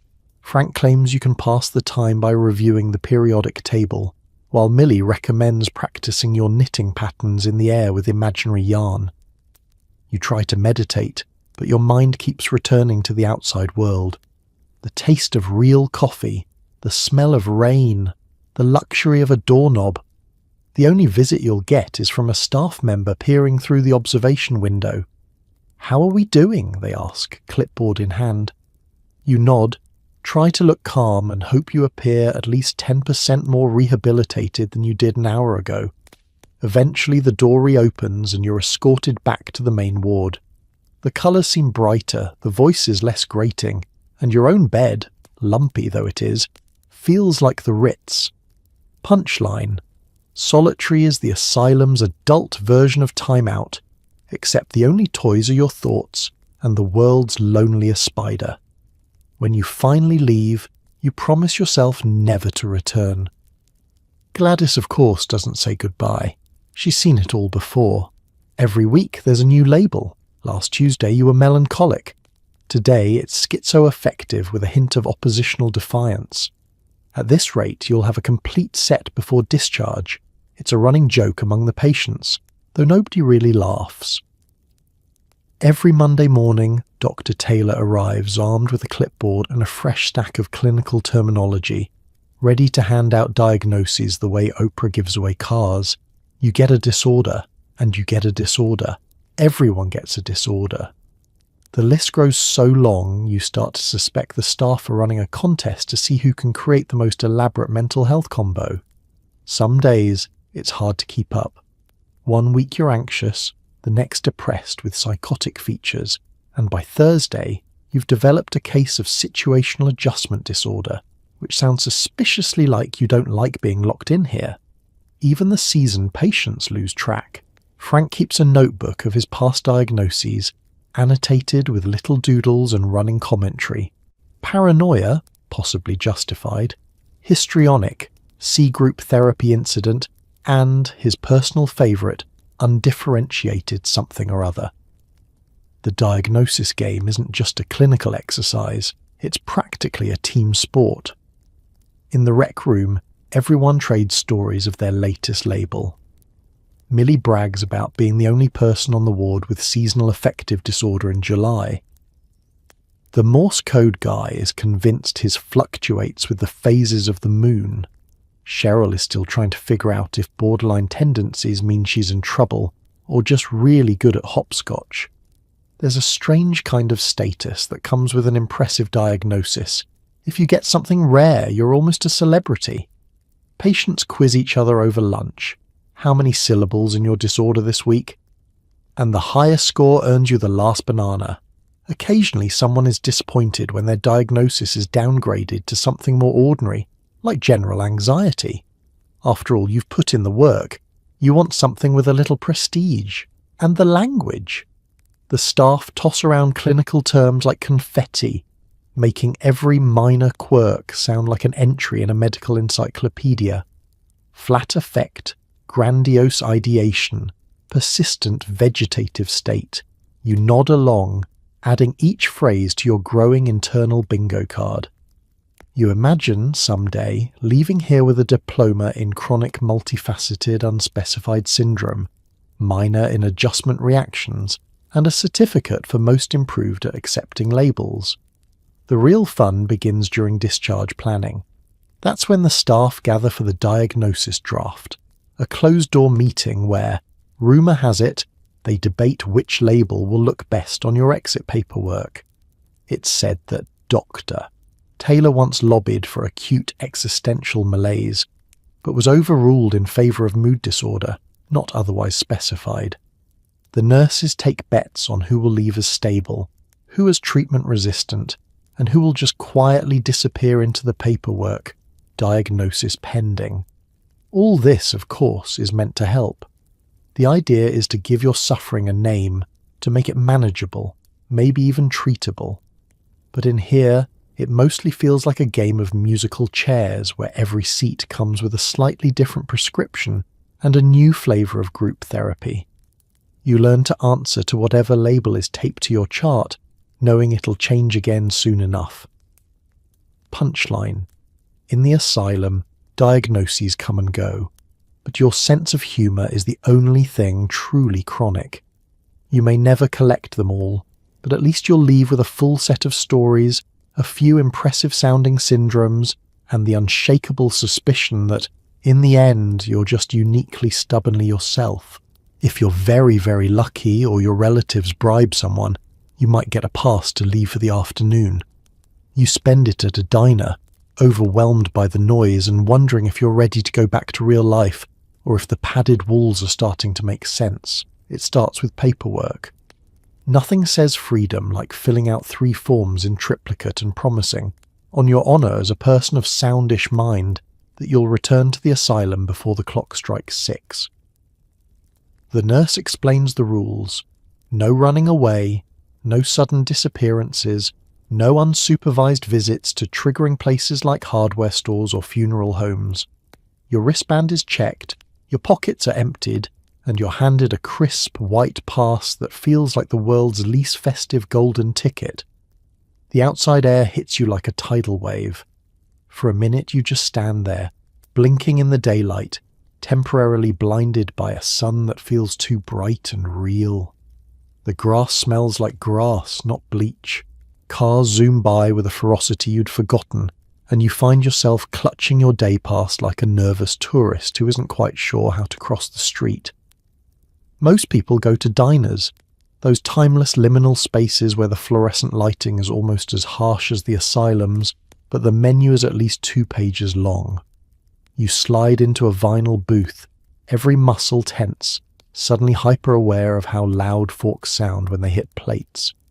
A waitress with a bouffant and the kind of smile that could survive nuclear fallout drops a glass of water at your table. Coffee, she asks, and you nod, because real coffee, unrestricted, non-decaf, is something you've been dreaming about for months. The first sip is a revelation. Bitter, slightly burnt, and absolutely glorious. The menu, on the other hand, is overwhelming. Pancakes, chicken fried steak, something called a jumbo buddy platter. You're tempted to order everything just to prove you can. In the end, you settle for a grilled cheese and a slice of pie, food so comforting it almost makes you emotional. You eat slowly, savouring each bite like it's proof you're still a part of civilization. Other diners chat, laugh, argue about the weather or their taxes. For you, the background noise is a tidal wave. Voices, music, the crash of dishes, the hiss of the grill. You realise how quiet the asylum was by comparison, how every sound out here is big and unruly and unscheduled. Even your hands feel awkward, unused to not holding onto a medication cup or a colouring crayon. You try to make conversation with your family or friend, someone who's been drafted into supervising you. They ask how you're doing, and you give them the sanitised version. Oh, just making the most of it. You want to tell them about Millie's yarn empire, Frank's weather conspiracy, or how you're now on a first-name basis with a golden retriever who knows all your secrets. But it never quite comes out right. The clock ticks. You wander through a park, visit a bookstore, or just sit on a bench and marvel at the fact that nobody is counting heads or blowing a whistle. You notice things. Children arguing over a jump rope, old men feeding pigeons, the smell of exhaust and soft pretzels. The world keeps spinning, not particularly interested in your absence or your return. Soon enough, it's time to head back. You hand your pass to the nurse at the door, feeling a pang of something like regret, or maybe relief. The asylum's corridors seem less foreign, the routine less menacing. You hang your coat, slip off your shoes and think, maybe I'm not ready for all that freedom. Not yet. Punchline. In the end, 6 hours of freedom is a crash course in how weird the outside world has become, and how strangely safe the inside can feel. Maybe next time you'll try the pancakes, or maybe you'll just stick to coffee and a window seat, watching both worlds go by. The paperwork takes hours. The nurse tells you to take care of yourself. You're handed a bag with your old clothes and a new prescription.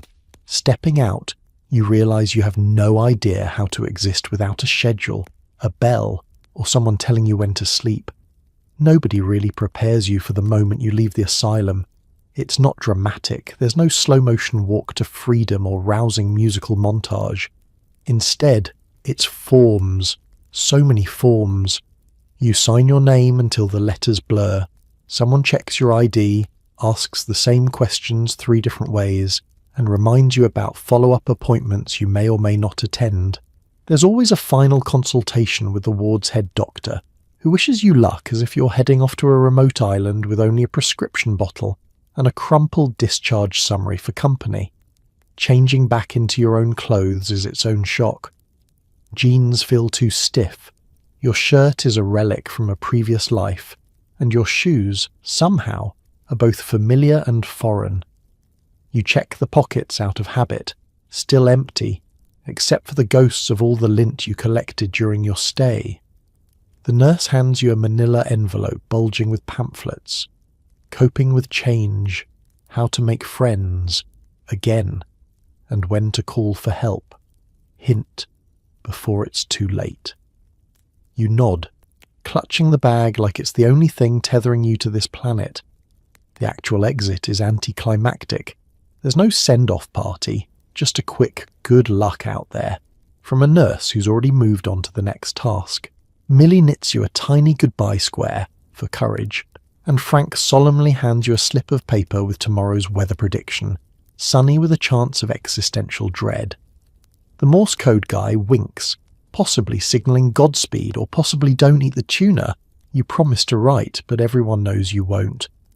The doors swing open, and you're outside, blinking into a world that's kept spinning without you.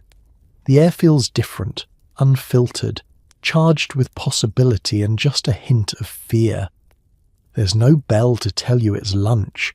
No one lines up for meds or group therapy. You're free, but freedom comes with its own dizzying emptiness.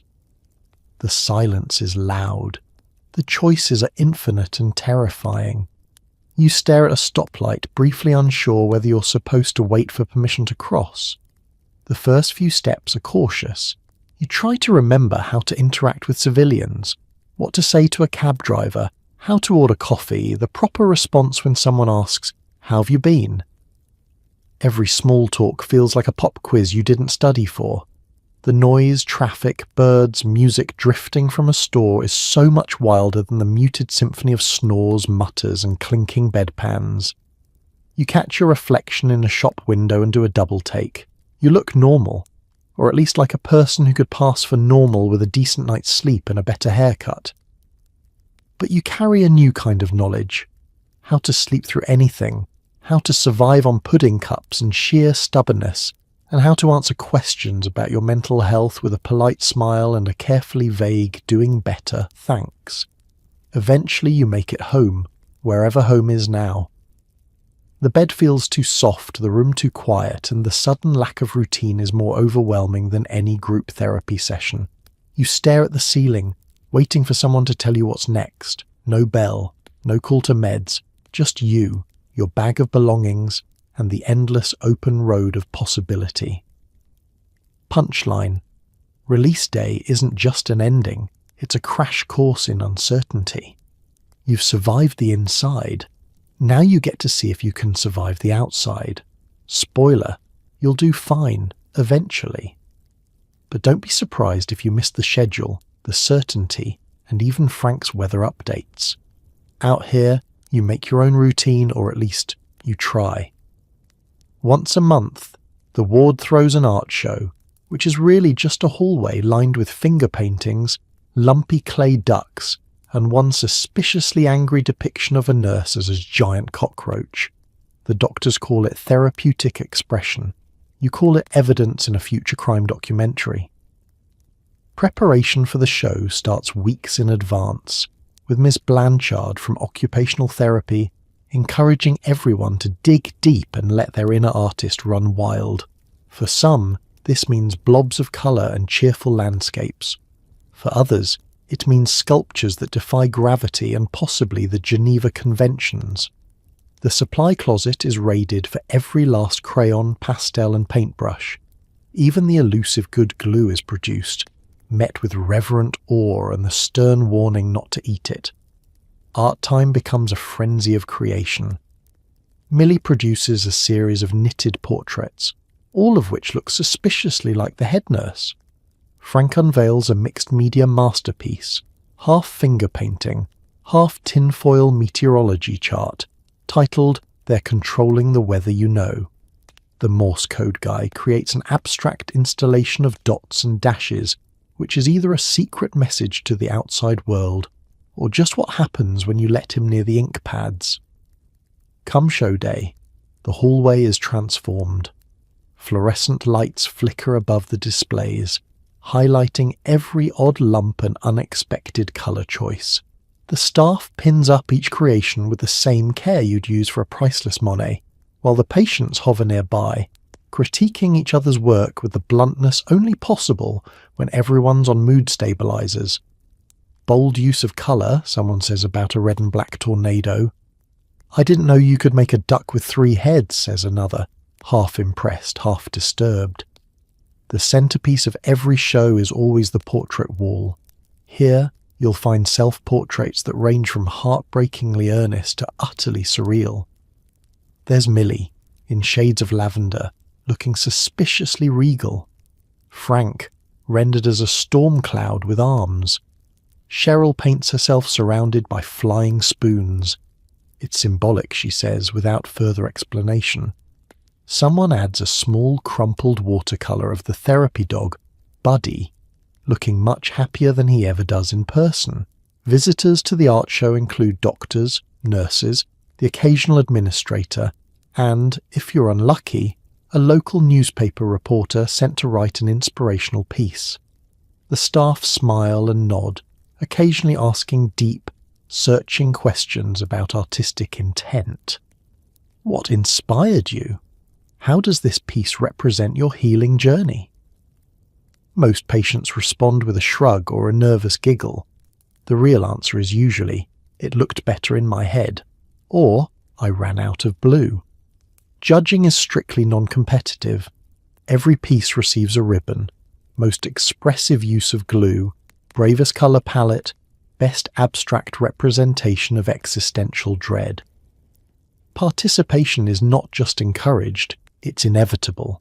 Even the most reluctant patient finds themselves holding a brush at some point, producing something that, with the right lighting and enough explanation, could almost pass as modern art. Afterward, the artwork lingers on the walls for a week or two, brightening the otherwise dreary corridor. Eventually it's packed away, either sent home, tucked into files, or discreetly lost during spring cleaning. The next show looms, and the cycle of creation and display begins anew. Punchline. In the Asylum, the patient art show is proof that even the bleakest places can produce bursts of creativity, beauty, and occasionally art so strange it makes you wonder if maybe, just maybe, sanity is overrated. At the very least, it's a reminder that everyone here has a story to tell, though some of them really should stay in the supply closet. Forget reality TV. Nothing beats Asylum gossip. Every cough, glance, or missing spoon becomes a plot twist. Did Nurse Jenkins really date 3 doctors at once? Is the quiet guy in room 12 an undercover FBI agent, or just really bad at chess?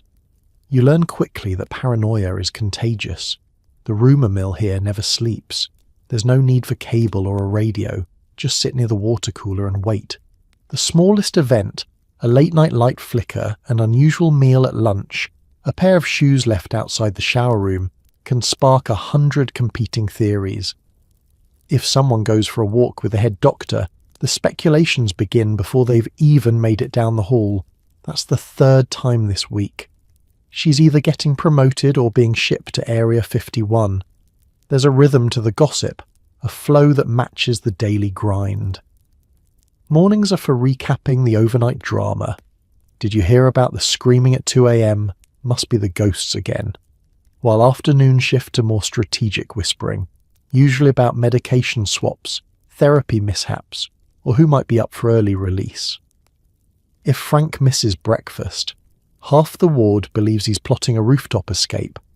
The other half thinks he's faking a cold to get out of group therapy. Some of the stories are almost certainly true, like the time Millie convinced everyone that her knitting needles were government-issued spy equipment. They weren't, probably. Others are pure fantasy, but that hardly matters. Once the seed is planted, it grows. Cheryl swears she saw Nurse Jenkins take 2 lunches last Tuesday. Double lunch is the first sign, she whispers ominously. First it's extra pudding, then it's a raise, then poof, she's running the place. Paranoia travels fast. If you so much as glance at the staff logbook, you're a note-taker, the unofficial, unpaid spy of the group. Someone once suggested the TV was 2-way, and now everyone is suspicious of I Love Lucy reruns. The quiet guy in room 12 becomes a legend. Is he an FBI plant, a chess prodigy, or just an unfortunate soul with a knack for picking the worst roommates? Each theory is more dramatic than the last. Even the mundane becomes juicy. Did someone get extra mashed potatoes at lunch? Scandal. Did the Morse code guy get a new pillow? Clearly a reward for good behaviour, or maybe he's got dirt on the janitor.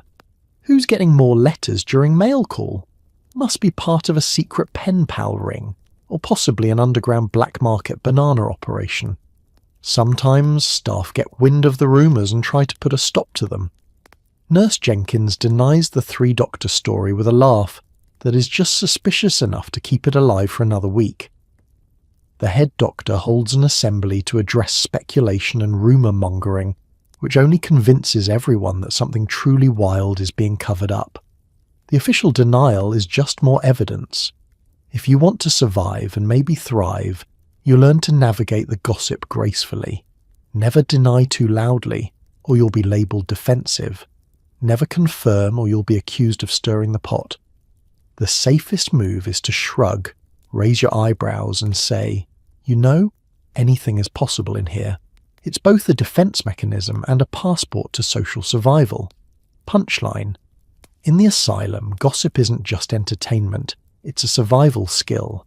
Reality is bendable, truth is optional, And if you hear someone's running a secret chess club with the FBI, don't ask too many questions. Just pass the mashed potatoes and act surprised. Holidays in the asylum are a unique flavour of festive. The decorations are mostly construction paper chains and slightly haunted plastic Santas. There's a mandatory sing-along, a feast that looks suspiciously like normal Tuesday dinner, and a group therapy session on managing expectations.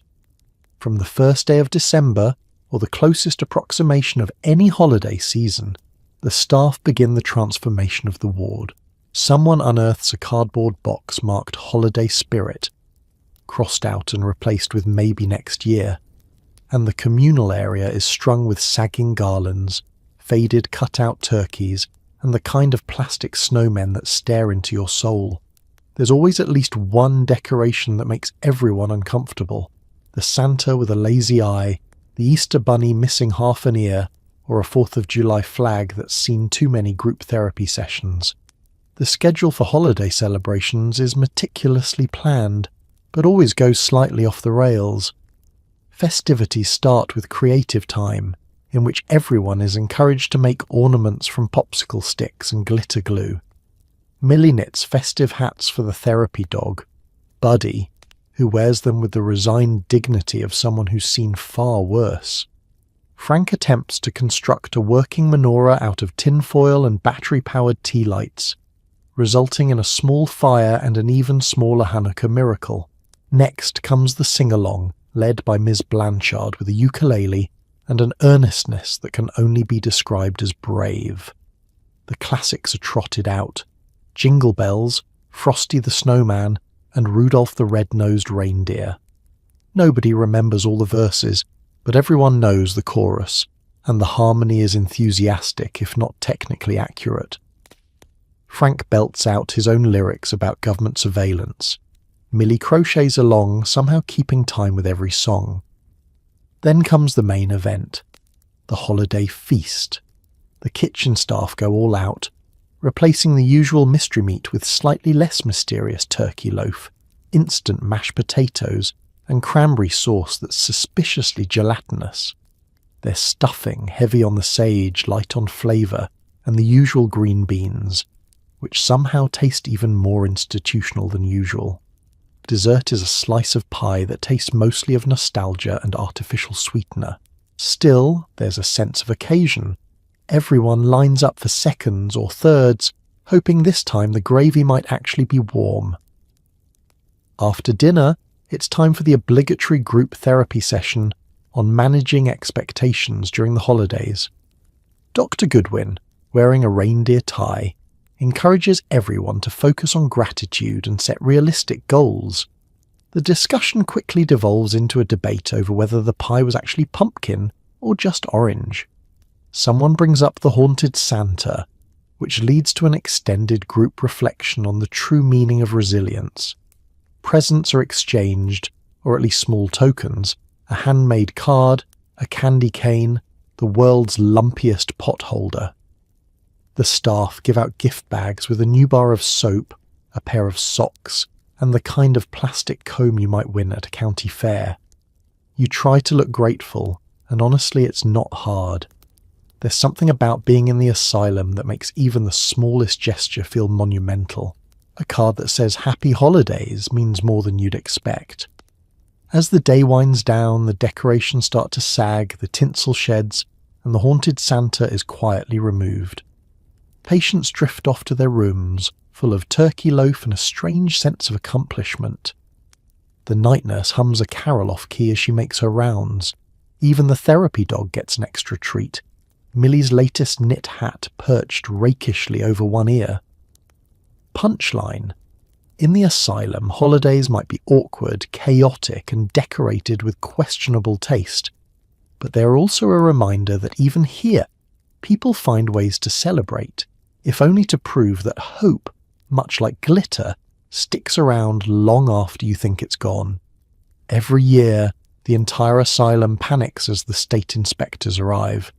Floors are scrubbed until the paint comes off, patients are told to act cheerful, and suddenly all the missing pillows reappear. You get a new toothbrush for the first time all year, but still have to brush in front of a nurse holding a clipboard. The build-up starts weeks in advance, the tension humming through the halls like static. The staff begin by muttering inspection in hushed tones, as if speaking it aloud will make clipboards materialize from thin air. There's a sudden surge of activity. Cleaning supplies are rolled out. Windows that haven't opened since the Eisenhower administration are forced a few reluctant inches, and the mysterious stains on the floor finally get the kind of attention previously reserved for security breaches. Suddenly, everyone has a job. Patients are deputized as volunteer helpers, which really means watching the staff try to hide the real chaos. Millie is assigned to help with bulletin boards, Frank is put on trash patrol, and you're handed a mop and told to look busy if anyone official walks by. The atmosphere is electric, half pep rally, half hostage situation. For a fleeting moment you feel like you're part of a bizarre theatre troupe, staging a production called Nothing to See Here. Everything is perfectly normal. As the big day approaches, the staff distribute fresh linens, new soap, and, miracle of miracles, actual toothpaste in tubes rather than unidentifiable powder. Everyone receives a crisp new toothbrush. "Don't lose it," warns Nurse Jenkins, making eye contact with the Morse code guy, who has a history of turning everyday items into escape tools. Pillows that vanished months ago reappear, fluffier than you remember, and only slightly less lumpy than the mattress. Then comes the coaching.